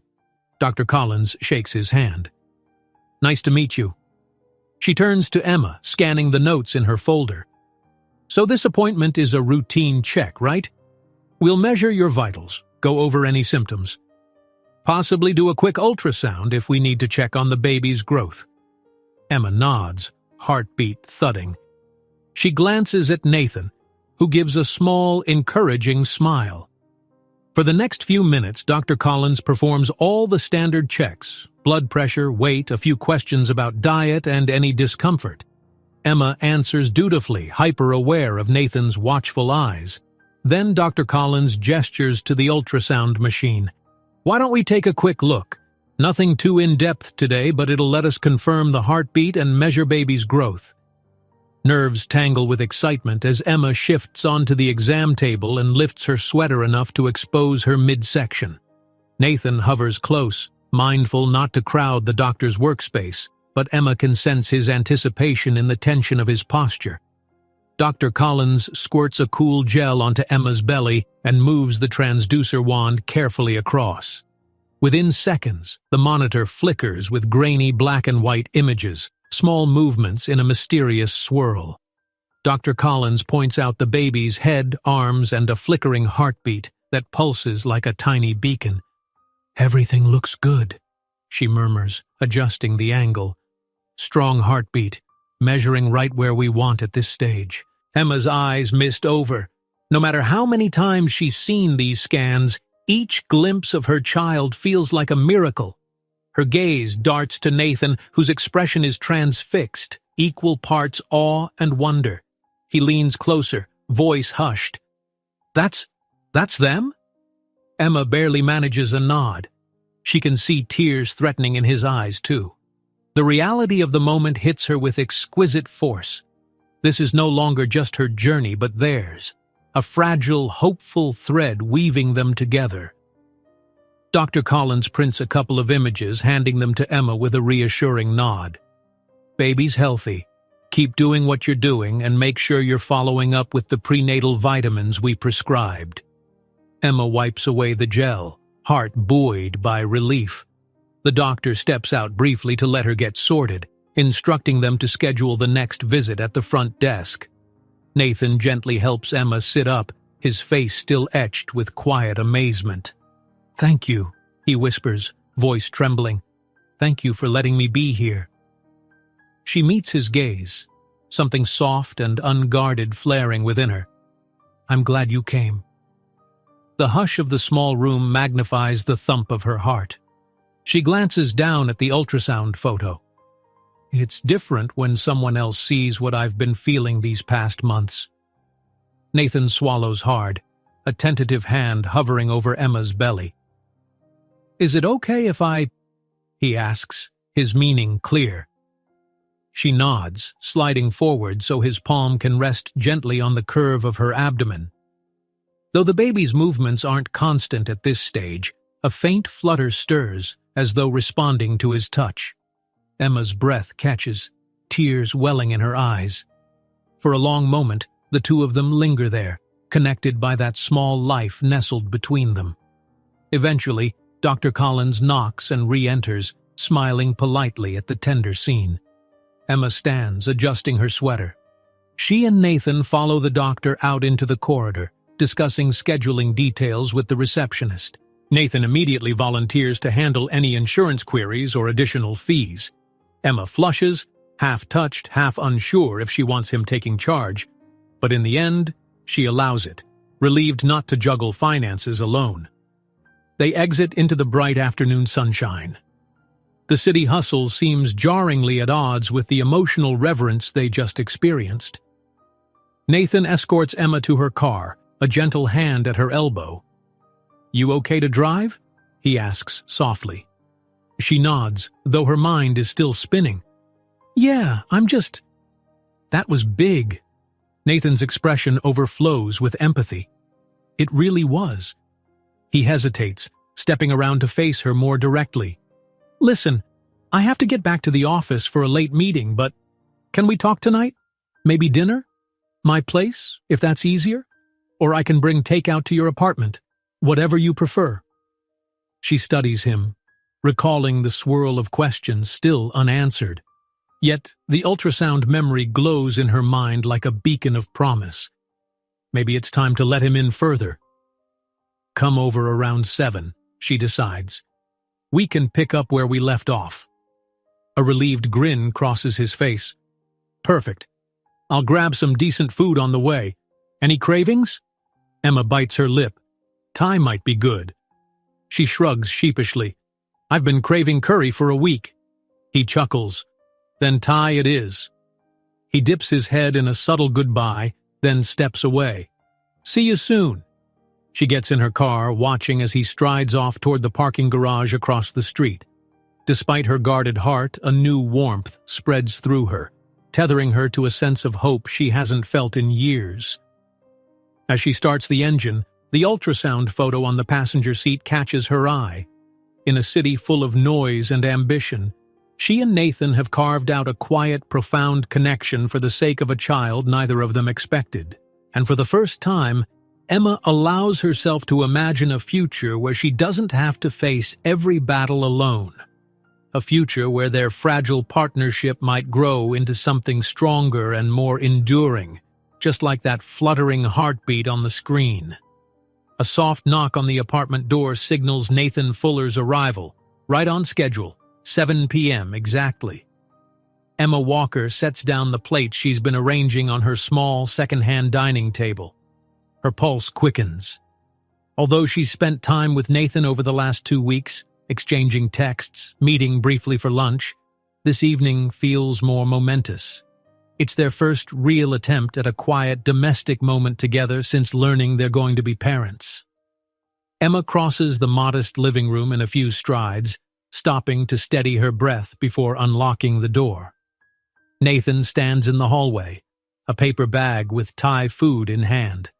The tantalizing aroma of curry and fresh herbs wafts in. He offers a warm smile, eyebrows lifting in greeting. Hey, he says gently. Hey, she echoes, stepping aside so he can enter. That smells great. Thanks for picking it up. Once inside, Nathan takes in the apartment with a thoughtful glance. The cozy couch, the pile of books near the TV, a few fresh flowers Emma placed on the table. Thanks for having me over, he says. I wasn't sure if I should bring anything else, but I figured dinner was a start. She smiles, shutting the door behind him. Dinner is perfect. They head to the small kitchen area where Emma helps unpack the containers. Steaming green curry, stir-fried vegetables, jasmine rice. Despite the day's anxieties, she feels a flicker of excitement. The meal is simple, but the meaning behind it weighs heavily. A shared evening, an attempt at forging a path that neither planned for but both are determined to navigate. Emma gestures to the couch. We can eat here or at the table, whichever you prefer. I set out plates in case we do a proper sit-down. Nathan glances between the cozy couch and the tidy table, then meets her gaze. The table's nice, he decides. Might as well pretend we have a formal dining ritual. A playful note tinges his voice, but there's sincerity behind it. They settle at the table, plates heaped with fragrant curry. For a few minutes they exchange small talk, the usual disclaimers of how busy the day was or the errands each has to tackle. A soft tension lingers, though not unpleasant. It's the weight of unspoken thoughts they both sense rising to the surface. Eventually, Emma sets down her fork and clears her throat. So, the doctor's appointment was kind of surreal, wasn't it? She fiddles with a napkin. I've had a few ultrasounds already, but that was the first time someone else was there. Nathan's expression flickers with warmth. I still can't get over seeing the baby on the screen. I mean, I've had big business deals, launched companies, but nothing compares to hearing that heartbeat. He exhales, voice thick with emotion. Thank you again for letting me share that. Emma's chest tightens at his sincerity. I'm glad you were there. Then a hint of a smile plays on her lips. The baby actually kicked a bit more after we left. Must have been all the excitement. Nathan's eyes widen in fascination. Really? He's quiet for a moment, as if imagining it. I'd do anything to feel that someday, like an actual kick under my hand. Her gaze drifts to her belly. It's still subtle, but it's getting stronger every week. I'm sure you'll get your chance. Silence falls between them, not awkward but charged. Emma contemplates how to bridge the next subject. The complexities of going public or the swirl of media speculation that might arise once the news breaks. She decides to start gently. Have you told anyone else yet? Your PR team? Family? Nathan sets his fork down, brow creasing. No one, aside from my personal assistant, May. She suspected something was up with my calendar changes, like how I cleared everything for the doctor's appointment. She's discreet, though. I trust her implicitly. Emma tries to imagine the stoic board members at Nathan's tech company reacting to the news that their superstar CEO is expecting a child with a woman most of them have never heard of. Will they see it as a liability, or will they spin it into a heartwarming narrative? The thought unsettles her. Your board might have opinions, she says gently. Are you worried about that? Nathan leans back in his chair, gaze contemplative. They'll have opinions, sure, they always do, about my personal life, my public persona, everything. He shrugs, meeting her eyes. But I'm done letting them dictate my life. This is bigger than any corporate deal or brand image. Emma's heart flutters in a mix of relief and lingering apprehension. I just don't want you to regret getting involved. Once they find out, your time might not be your own anymore. The media will pick it up. People might question your decisions. He reaches across the table, gently resting a hand over hers. Emma, I'd regret it more if I didn't stand by you, by our child. I spent too many years living in a corporate bubble. I'm ready to make room for what truly matters. Her throat constricts with emotion. The unwavering look in his eyes beckons her to trust, to let go of some of the fear. Thank you, she whispers. They resume eating, tension easing bit by bit. Emma can't ignore the flicker of gratitude swelling in her chest, that for once she's not facing an unknown alone. After they finish, Nathan helps clear the table, stacking containers in the sink. Emma's about to suggest dessert, maybe ice cream from the freezer, when her phone vibrates on the counter. She picks it up, seeing Marissa's name flash across the screen. Hey, Emma answers, placing the phone to her ear. Everything okay? Marissa's voice crackles with excitement. Emma, you're not going to believe this. I just got an email from that society column, the Beacon Times, asking questions about you and Mr. Fuller, like how you managed to secure that $1 million match. They're hinting at some personal relationship. Did you leak anything? Emma's pulse spikes. She glances at Nathan, who frowns at her sudden change in posture. No, of course not. I didn't leak anything, she says quickly. Well, they're fishing for a story. They asked if you two have been involved for a while, or if this was a strategic philanthropic stunt. I told them we have no comment. But heads up, they might try other avenues. Emma's stomach twists. Thanks for letting me know, Marissa. I appreciate it. She ends the call and sets the phone down, exhaling sharply. Nathan steps closer. What is it? She explains, voice taut with concern. A local columnist is poking around about me and you, trying to connect the dots about the gala donation. They don't know about the pregnancy, obviously, but they're suspicious there's more to the story. Nathan's jaw tightens. It's starting already. I'm sorry. I'll get my PR team on it first thing tomorrow. Maybe we can do some damage control. Emma nods, fighting a wave of anxiety. The last thing she wants is to see tabloids speculating about their relationship. I'm not sure what to do. If we deny everything, they might dig harder, but if we confirm we're seeing each other, then they might sense a bigger secret, Nathan finishes, stepping forward to gently rest a reassuring hand on her shoulder. "We'll handle it. Let's not panic. If it escalates, I'll set up a tactful statement, something that acknowledges our reconnecting but doesn't expose the pregnancy." Emma leans into his touch slightly, trying to steady her nerves. "We can't keep this under wraps forever. But I'm not ready for the world to know. Not yet." He nods, gaze sympathetic. "I understand. We can take it day by day. Maybe if the rumors pick up, we simply confirm we used to date in college and have reconnected as friends. That might satisfy the gossip for a while."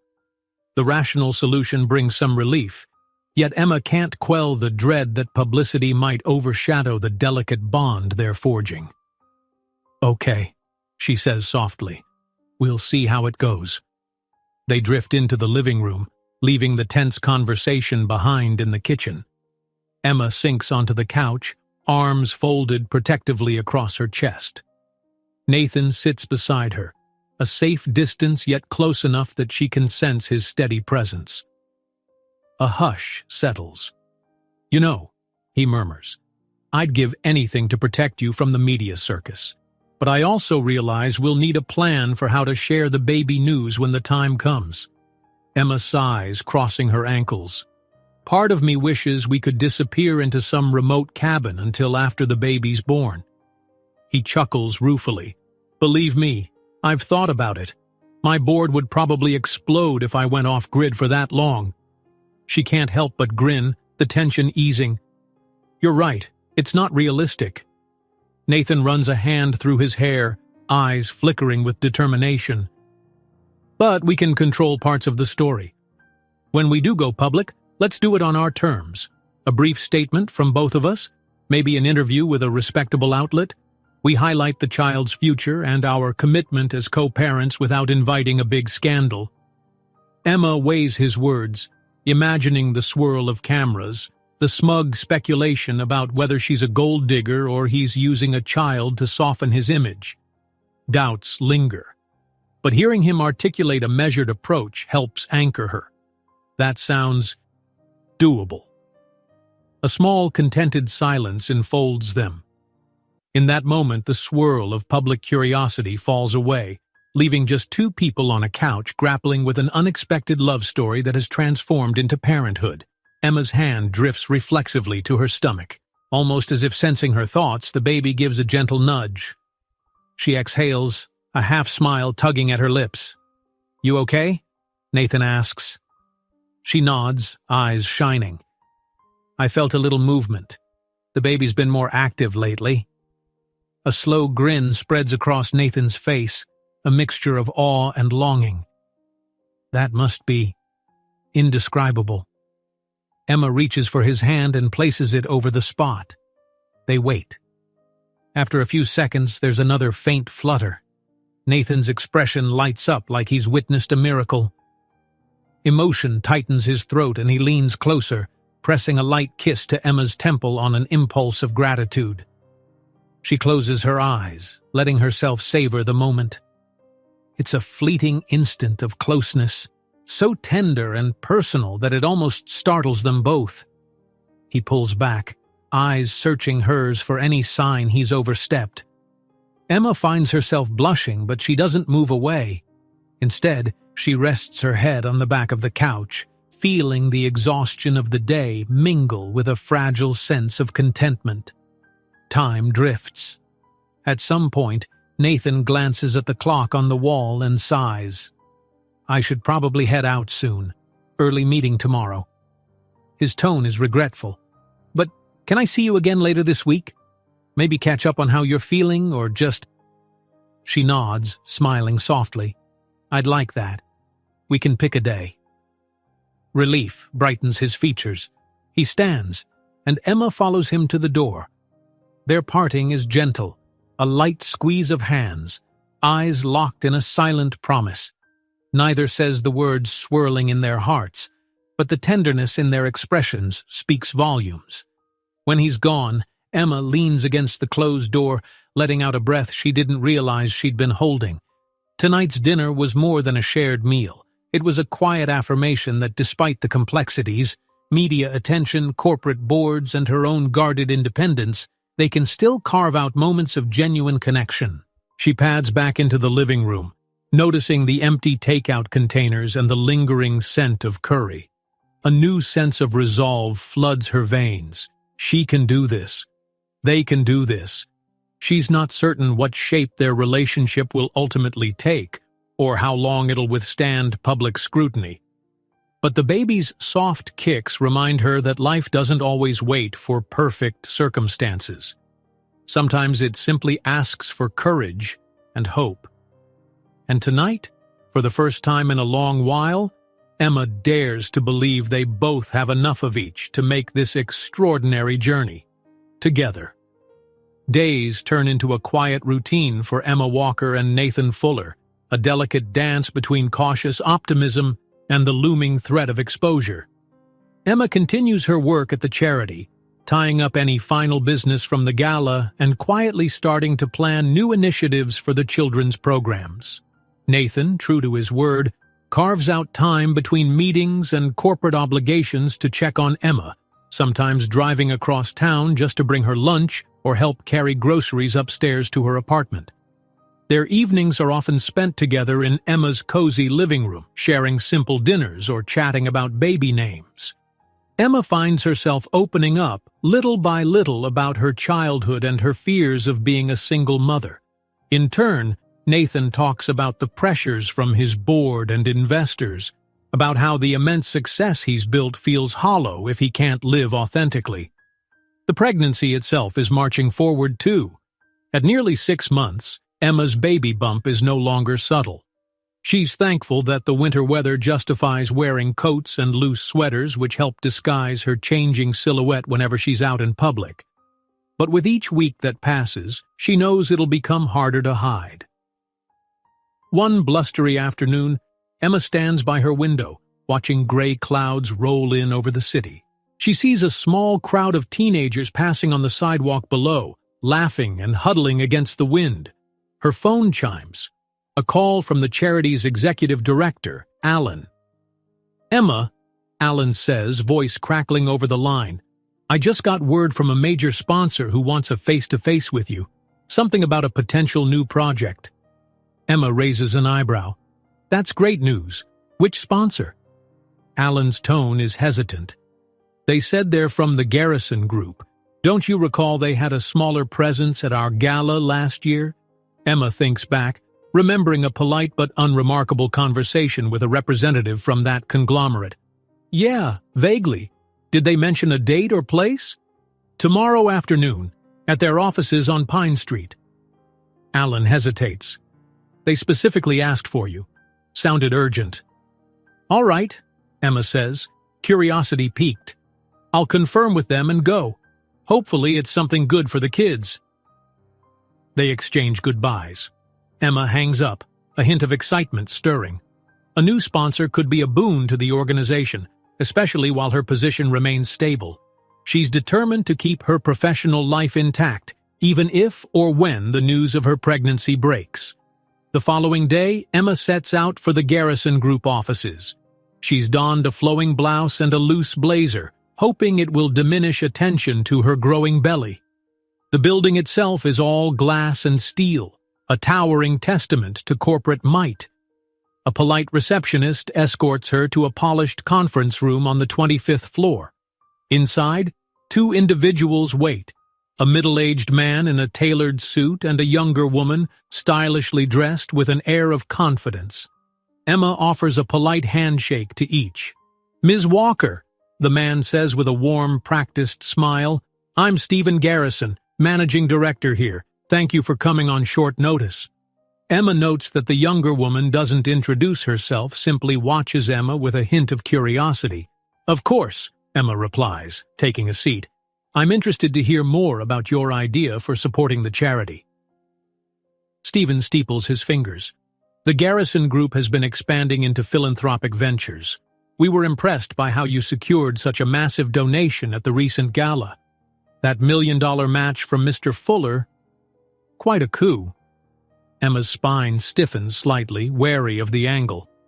"It was unexpected, but we're grateful for his generosity." Indeed. Stephen's gaze flicks to the silent woman beside him.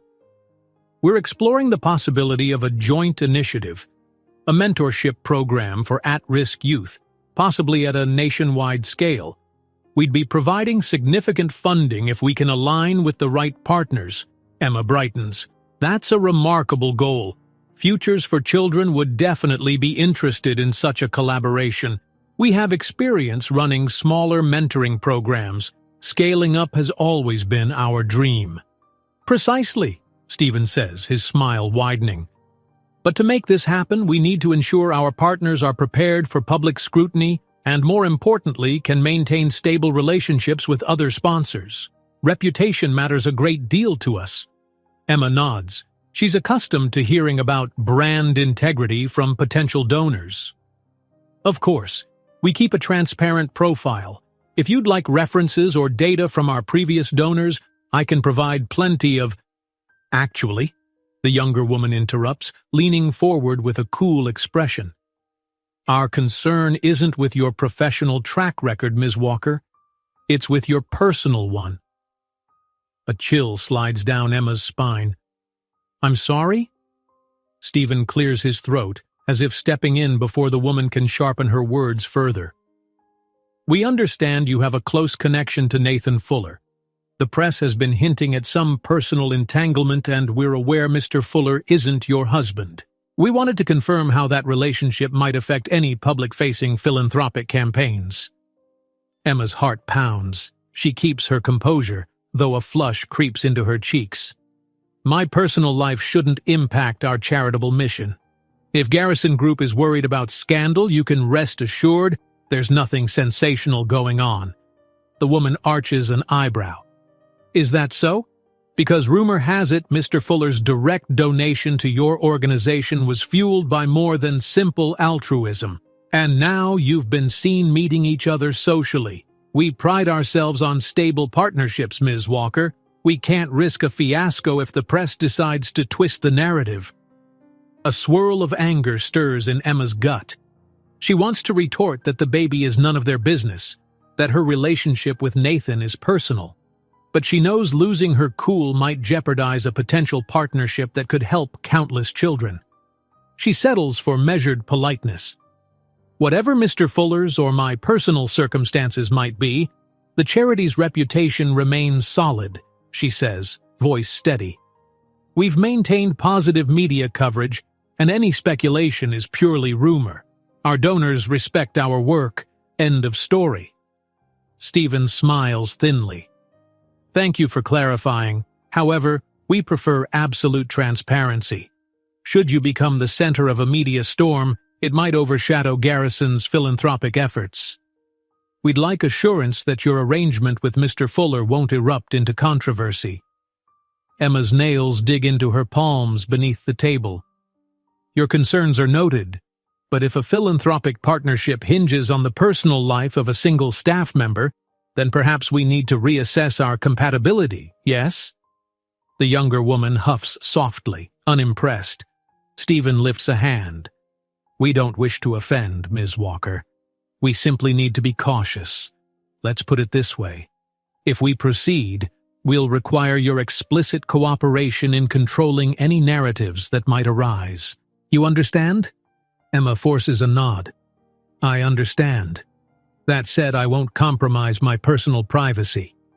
A brief silence follows, tension crackling in the air. Stephen stands, signaling the meeting's end with a polished facade of politeness. We appreciate your time. We'll be in touch once we finalize our proposals.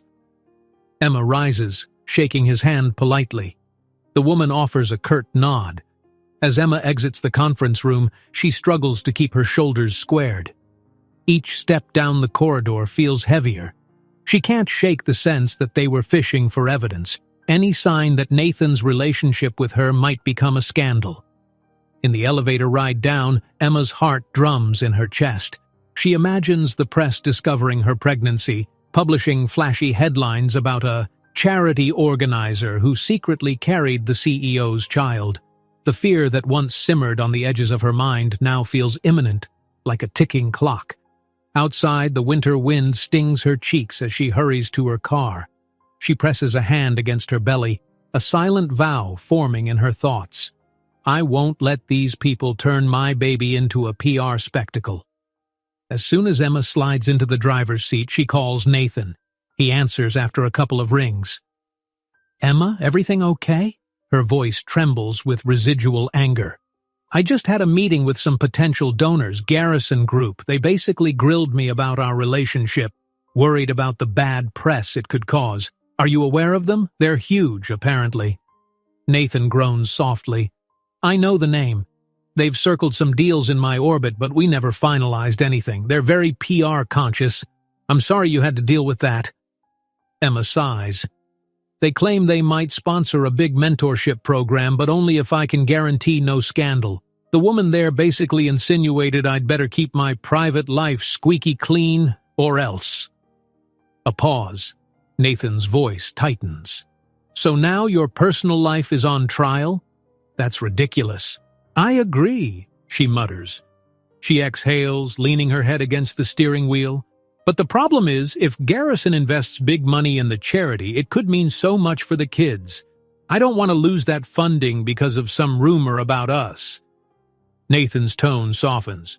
I get it, but we can't let them hold you or the baby hostage to their corporate image. Listen, let me see what my PR team can do.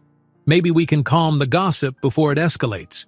And if they keep pressuring you, we'll find another sponsor who respects boundaries. Emma rubs her temple. She's drained, emotional, a swirl of half-formed fears pressing in.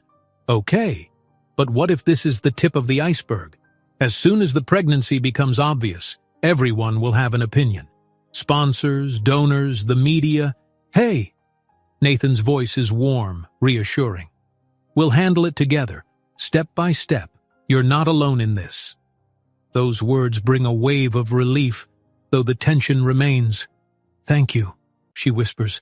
I just never imagined that trying to do good for these kids would lead to my personal life being scrutinized. I know, he says gently, but you're doing great, and we'll shield you as much as possible.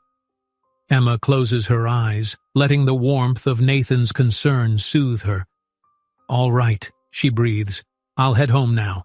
Maybe we can talk tonight? Absolutely, he says. Call me when you're settled. We'll figure out a plan to keep Garrison off your back, or we'll find a better sponsor. Promise.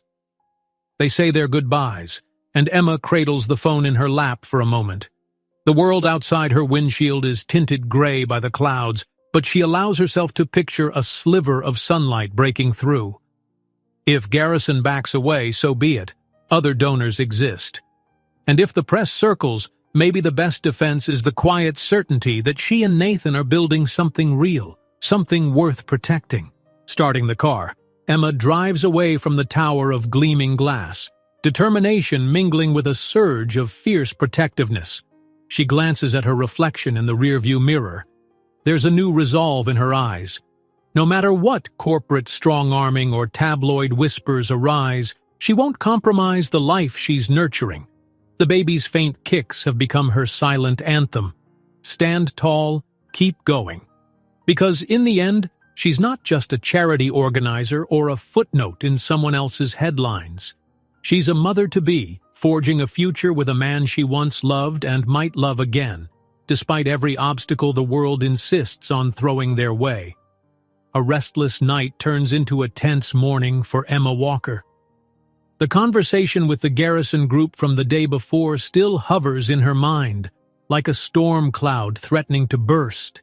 Even after talking things through with Nathan Fuller, she can't shake the feeling that the scrutiny around their relationship and her growing pregnancy will only intensify. When she opens her laptop at the charity's small, sunlit office, Emma's inbox is already flooded with new emails. She scans through donation inquiries, volunteer applications, and a few meeting requests. She's relieved to see no direct messages from Garrison, but a dull ache in her stomach warns her that the silence might be temporary. Something is brewing, and she can feel it. Her friend and colleague Marissa steps into the office, balancing a tray of coffee cups. "Morning," she says brightly. "Figured you could use a caffeine boost. Well, decaf in your case. She places one of the cups on Emma's desk with a knowing smile. Emma musters a small laugh, grateful for Marissa's attempt at normalcy. You read my mind. Sipping the warm drink, she appreciates the fleeting comfort. Thanks. It's been a wild week. Still dealing with that Garrison stuff? Emma nods, closing an email. They didn't say no outright, but their approach was borderline threatening. They're worried about me and Nathan, any scandal that might overshadow their philanthropic image. Marissa makes a face, leaning against a nearby desk. That's so shallow. Don't they realize this is about helping kids, not grading your personal life? Apparently not. Emma sighs. At this point, I'd rather find another donor, but I also don't want to turn down a potential $1 million partnership that could benefit the children. She presses her palm gently over her baby bump, feeling a ripple of movement. Everything's complicated. Marissa's expression softens. You have to do what's best for you and the organization. If Garrison tries to micromanage your personal life, it's not worth it. There are other corporate donors out there. Emma nods, though the tension in her gut doesn't subside. She returns to her inbox, mind whirling with contingency plans. After a while, she decides to take a break and step outside for fresh air.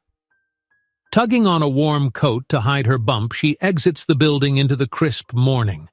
The sun glints off nearby skyscrapers, a reminder of the city's relentless hustle.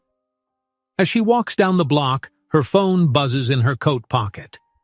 She checks the screen, relieved to see Nathan's name. Hey, she answers, stepping into a quiet alcove by a corner cafe. Nathan's voice, usually calm, crackles with urgency. Emma, I just got off a call with my PR lead.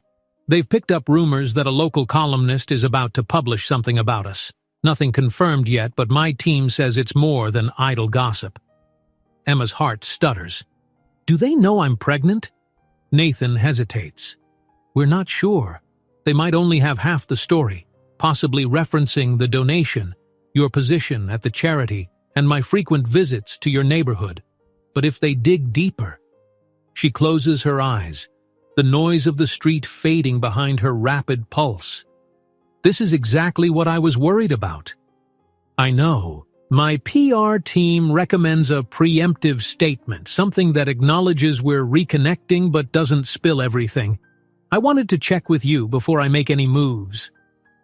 Emma's breath hitches. She pictures tabloids splashing a headline, Charity organizer and tech CEO's secret affair? Or worse. Still, she's not ready for the world to know about the pregnancy. Maybe a simple confirmation that we're dating, or seeing each other again without going into details. Do you think that'll keep them from digging? It might slow them down, Nathan replies. They might see a dating story as less juicy than some rumored scandal. Then we can keep the baby private for a bit longer, at least until we feel ready. She nods against the phone. All right, let's do it, but keep it minimal. I don't want Garrison or other sponsors thinking they can pry. Understood. I'll have my team craft a short release. No mention of the baby at all, just clarifying that we have a personal history from college and recently reconnected. We'll keep it about our friendship-turned-dating situation. Emma's shoulders relax marginally. Yes, that's perfect. Thank you. They agree to review the draft statement together before anything goes public. After hanging up, Emma stares at the bustling city street. In the reflection of a shop window, she notices her coat bulging slightly at the front, proof that her baby is no longer a secret she can hide forever. A swirl of protectiveness surges within her. She's not ashamed of this child. She simply wants control over how the news breaks. That evening, Emma finds herself back home, pacing the living room while scanning the draft statement Nathan's PR team has emailed. She's invited Nathan over again, and any minute now he should walk through the door. In her hand, she holds the printed copy of the proposed press release. Mr. Nathan Fuller, founder and CEO of Visionaire Tech, wishes to confirm that he and Ms. Emma Walker, a longtime friend and colleague from university, have recently reconnected in a personal capacity. They value their privacy and respectfully request that media outlets refrain from speculation about their professional collaboration. No further details will be provided at this time. Emma reads it twice, swallowing the knot in her throat. It sounds clinical, but perhaps that's best. Neutral words to calm the frenzy. She wonders if people will buy it, or if this statement will only inflame their curiosity. A knock at the door disrupts her thoughts. Emma opens it to find Nathan with a folder in hand. His hair is slightly tousled from the winter wind, and concern etches faint lines around his eyes. "Hey," she greets, letting him in. "I was just going over the draft." "Same," he says, stepping into the living room. "I'd prefer not to release any statement at all, but my team insists this might head off the tabloids." Emma motions for him to join her on the couch. They settle close, a comfortable familiarity in their posture. The baby kicks gently, as if also acknowledging Nathan's presence. Emma rests a hand on her abdomen, an unspoken reassurance. "I think it's okay," she murmurs. "They're not calling me your girlfriend outright, just referencing our college history. That should confirm we're seeing each other without sounding sensational." Nathan nods, flipping open his folder to reveal some bulleted notes from his PR team. They also suggest we do a low-key interview in a month or so if speculation spikes again. Something small, like a local paper, just to show good faith. But we can cross that bridge later. Emma grimaces. "An interview? That's the last thing I want. But if it's necessary..." He leans back, exhaling. "Let's not commit yet. We'll see how this statement lands." A pause. "How was work today?" She recounts a quiet day of sorting new volunteer applications and responding to queries from smaller donors. The Garrison group didn't reach out, which Emma isn't sure is a good or bad sign. Maybe they're waiting to see how the rumor mill plays out, she muses. If the press labels me as some tabloid figure, Garrison might pull back. Nathan sets a comforting hand on her shoulder. "We'll figure it out. And if Garrison decides to bail, your organization will survive. You'll find another donor, I promise." Warmth flows through her at his confidence. They discuss strategies for future sponsor outreach and how to handle delicate in-person conversations about the donation match. Emma eventually stands, wandering into the kitchen to fetch water. Nathan follows, leaning against the counter as she fills 2 glasses. "You're quiet," she notes, peering at him. "Something else on your mind?" Nathan's gaze drops to the tiled floor. "Just this baby. We're nearly at 6 months, Emma. In a few weeks, we'll be in the final trimester. Sometimes it feels like time's slipping through my fingers. There's so much I want to do. Set up a nursery, buy all the baby stuff, research birthing classes."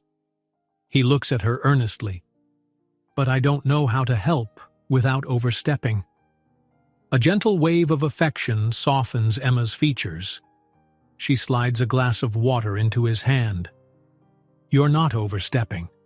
I appreciate that you want to be involved. I've done some research on my own, but I'd be lying if I said I wasn't overwhelmed." He sips the water, nodding. "Then maybe we can tackle it together. We'll keep it quiet, no big store appearances.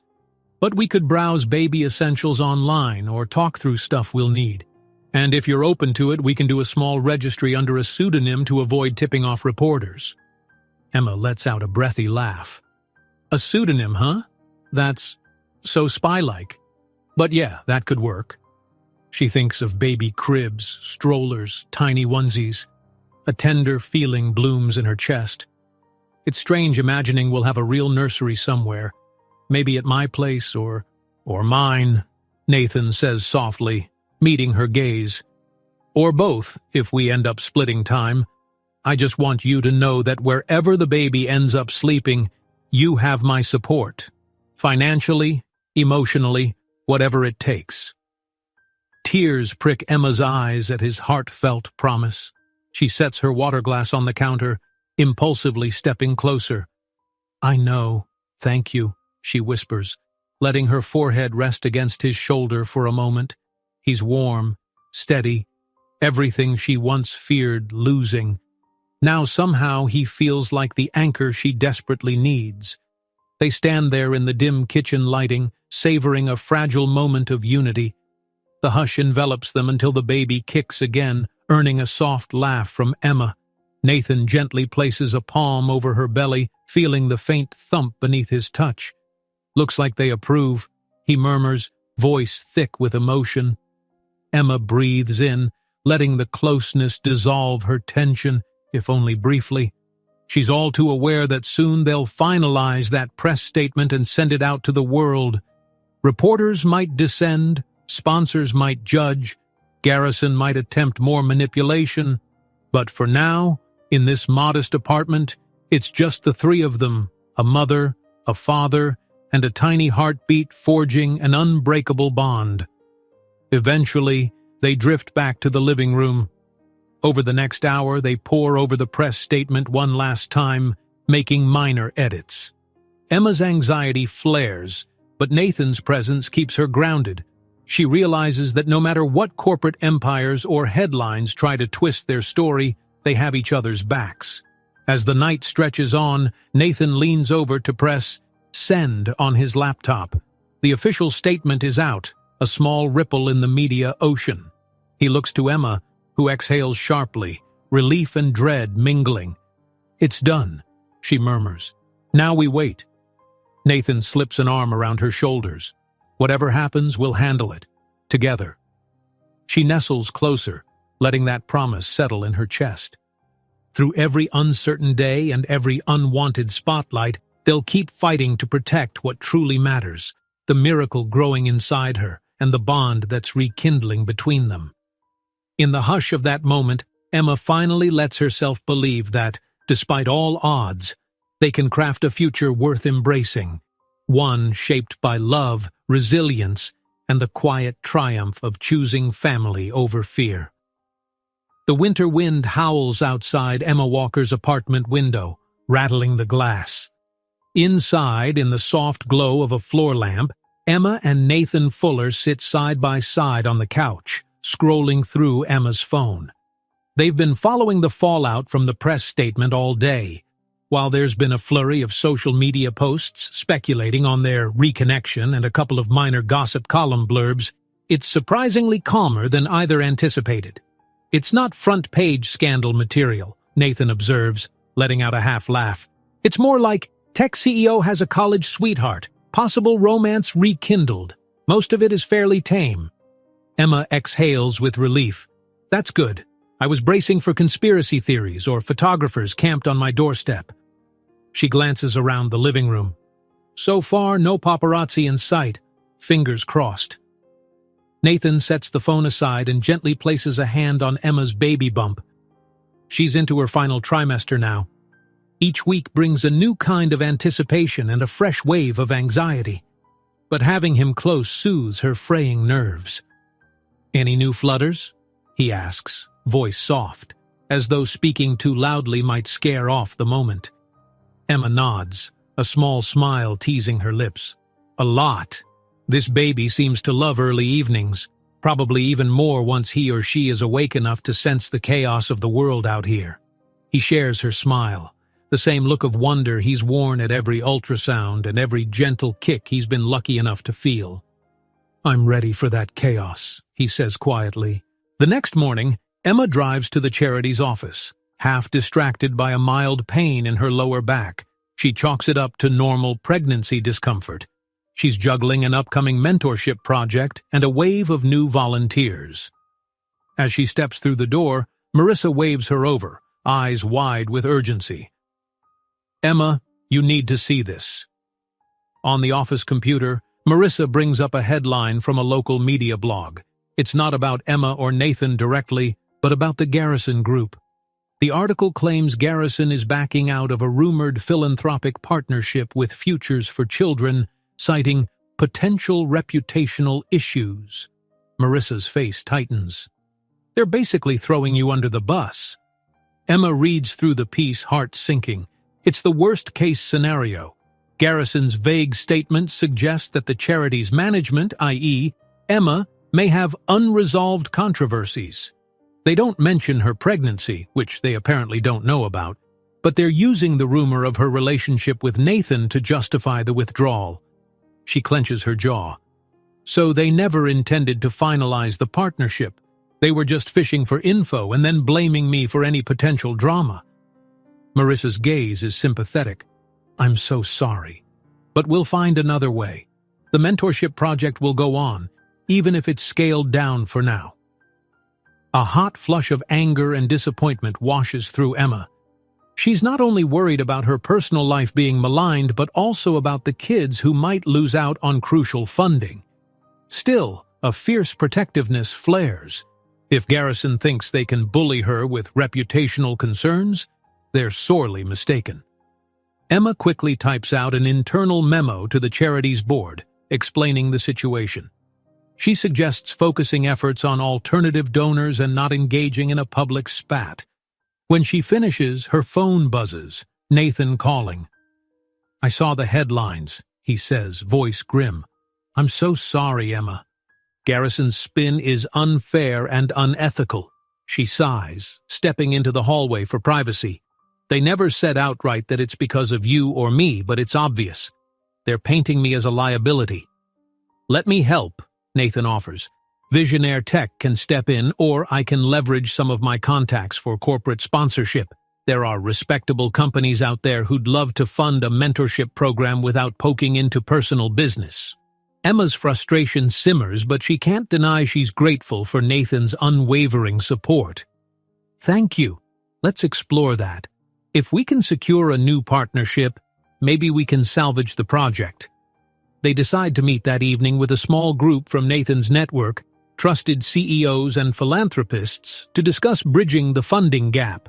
Emma is cautious. She doesn't want the kids' futures hinging on tabloid drama or corporate power plays. But as Nathan reminds her, sometimes using one's influence can be a force for good. That night, the hush of Emma's apartment is broken by the soft murmur of half a dozen voices.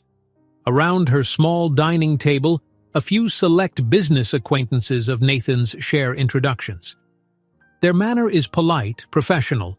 Some are even starstruck to meet Emma, having heard about the charity's success. One by one, they mention potential ways to support the mentorship program, from partial grants to volunteer support.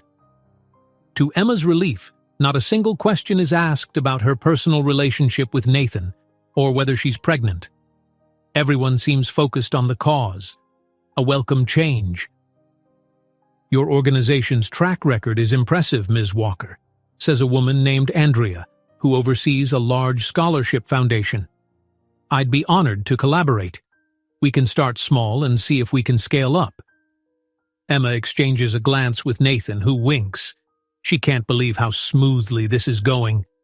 Finally, a constructive conversation, free from the meddling of corporate PR demands. Her heart warms at the possibility that these well-intentioned allies might replace Garrison's funding entirely. By the time the mini-meeting wraps up, Emma's on the verge of tears, but in a good way. She waves goodbye to their guests and then sags onto the couch, overwhelmed. Nathan lingers, finishing a quick phone call with his assistant. When he hangs up, he turns to find Emma with damp eyes. Concern floods his expression. Are you all right? Did something happen? Emma lets out a watery laugh. I'm fine, just grateful. For you, for those people. For not making me choose between my personal life and these kids.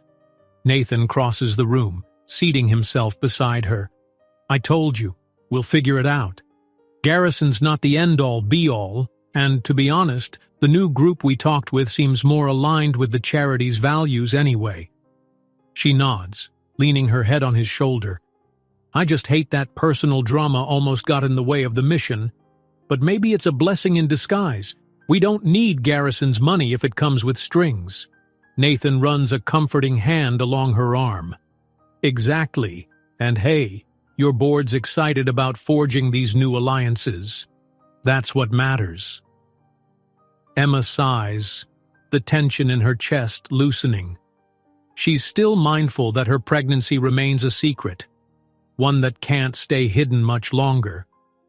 But at least now she can approach that revelation on her own timetable with allies in place who respect her work. A gentle kick from the baby makes her smile. She places a hand over her belly, feeling the reassuring thump. "You're staying active tonight," she murmurs to the child. Nathan grins, sliding closer. "Mind if I—" "Not at all." She takes his hand and places it where she last felt movement. They wait, breath held. After a moment, the baby delivers a firm nudge. Nathan's eyes widen, a mixture of awe and amusement lighting up his face.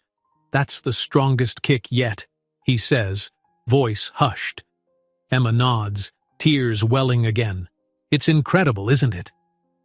They remain there in a shared hush, bound by the life they've created, a life bridging the gap between two people who once drifted apart and have now found each other again in the most unexpected way. As winter eases towards spring, the city thaws, and with it, some of the tension around Emma and Nathan's announcement.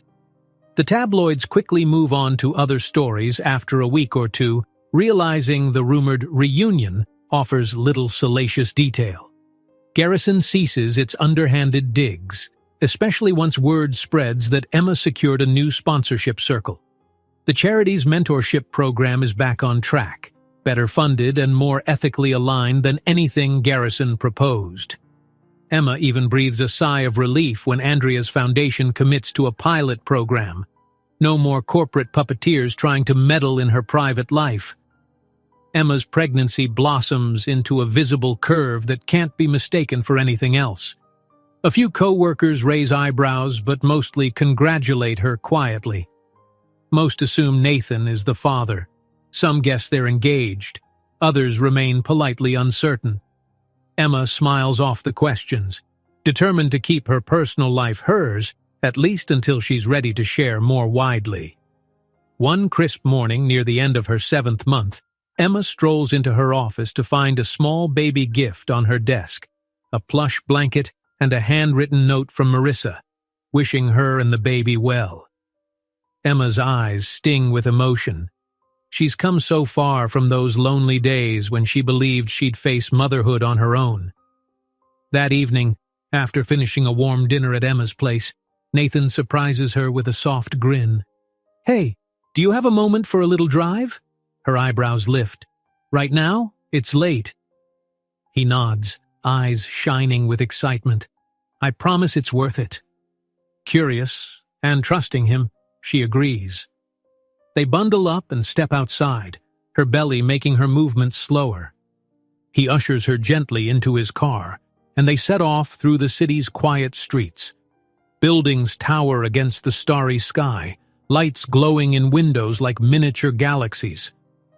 "Where are we going?" Emma finally asks, half amused at his secrecy.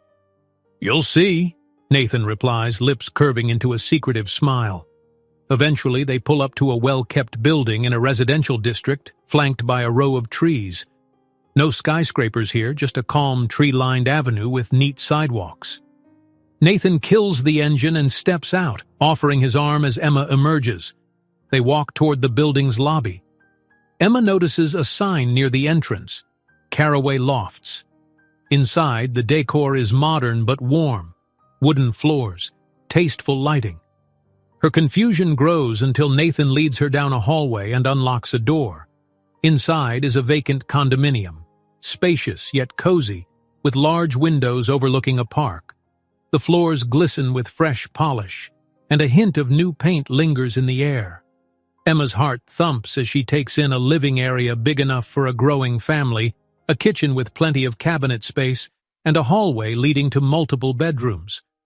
Nathan gestures around with a sheepish grin. "I've been working on this quietly for a while. It's for us, if you want. A place that's bigger than your apartment or my bachelor pad. Something that's ours, together. But only if you're ready." Emma's eyes glisten. Her pulse pounds with a swirl of emotions, excitement, gratitude, and a trembling sense of hope. She drifts across the living room to the wide windows, gazing at the soft city lights in the distance. "Nathan, this is unbelievable." I don't know what to say. He steps beside her, voice gentle. Say you'll consider it. I'm not pressuring you to move in tomorrow, but I wanted to show you that I'm all in. If you need your own space, that's okay, but I can't stop picturing a nursery in that second bedroom, and us coming home after work to something that feels like a real home. Tears slip down her cheeks. She recalls the months of loneliness, the fear she carried when she first realized she was pregnant. Now, here stands the father of her child, offering not just financial support, but a true partnership. I love it, she whispers, turning to him. I do. I just still need time, but... Nathan cups her cheeks, softly wiping away her tears. Take all the time you need, he says, voice trembling with emotion. I'm not going anywhere. This place will be waiting whenever you're ready. She leans in, resting her forehead against his, breath shallow. There's no grand paparazzi swarm, no corporate boards hovering. It's just them, hearts thrumming in sync, forging a life that once felt impossible. In that unspoken moment, Emma understands that it's not about perfection or having every detail planned. It's about trust, choice, and the quiet certainty that they can face the world together.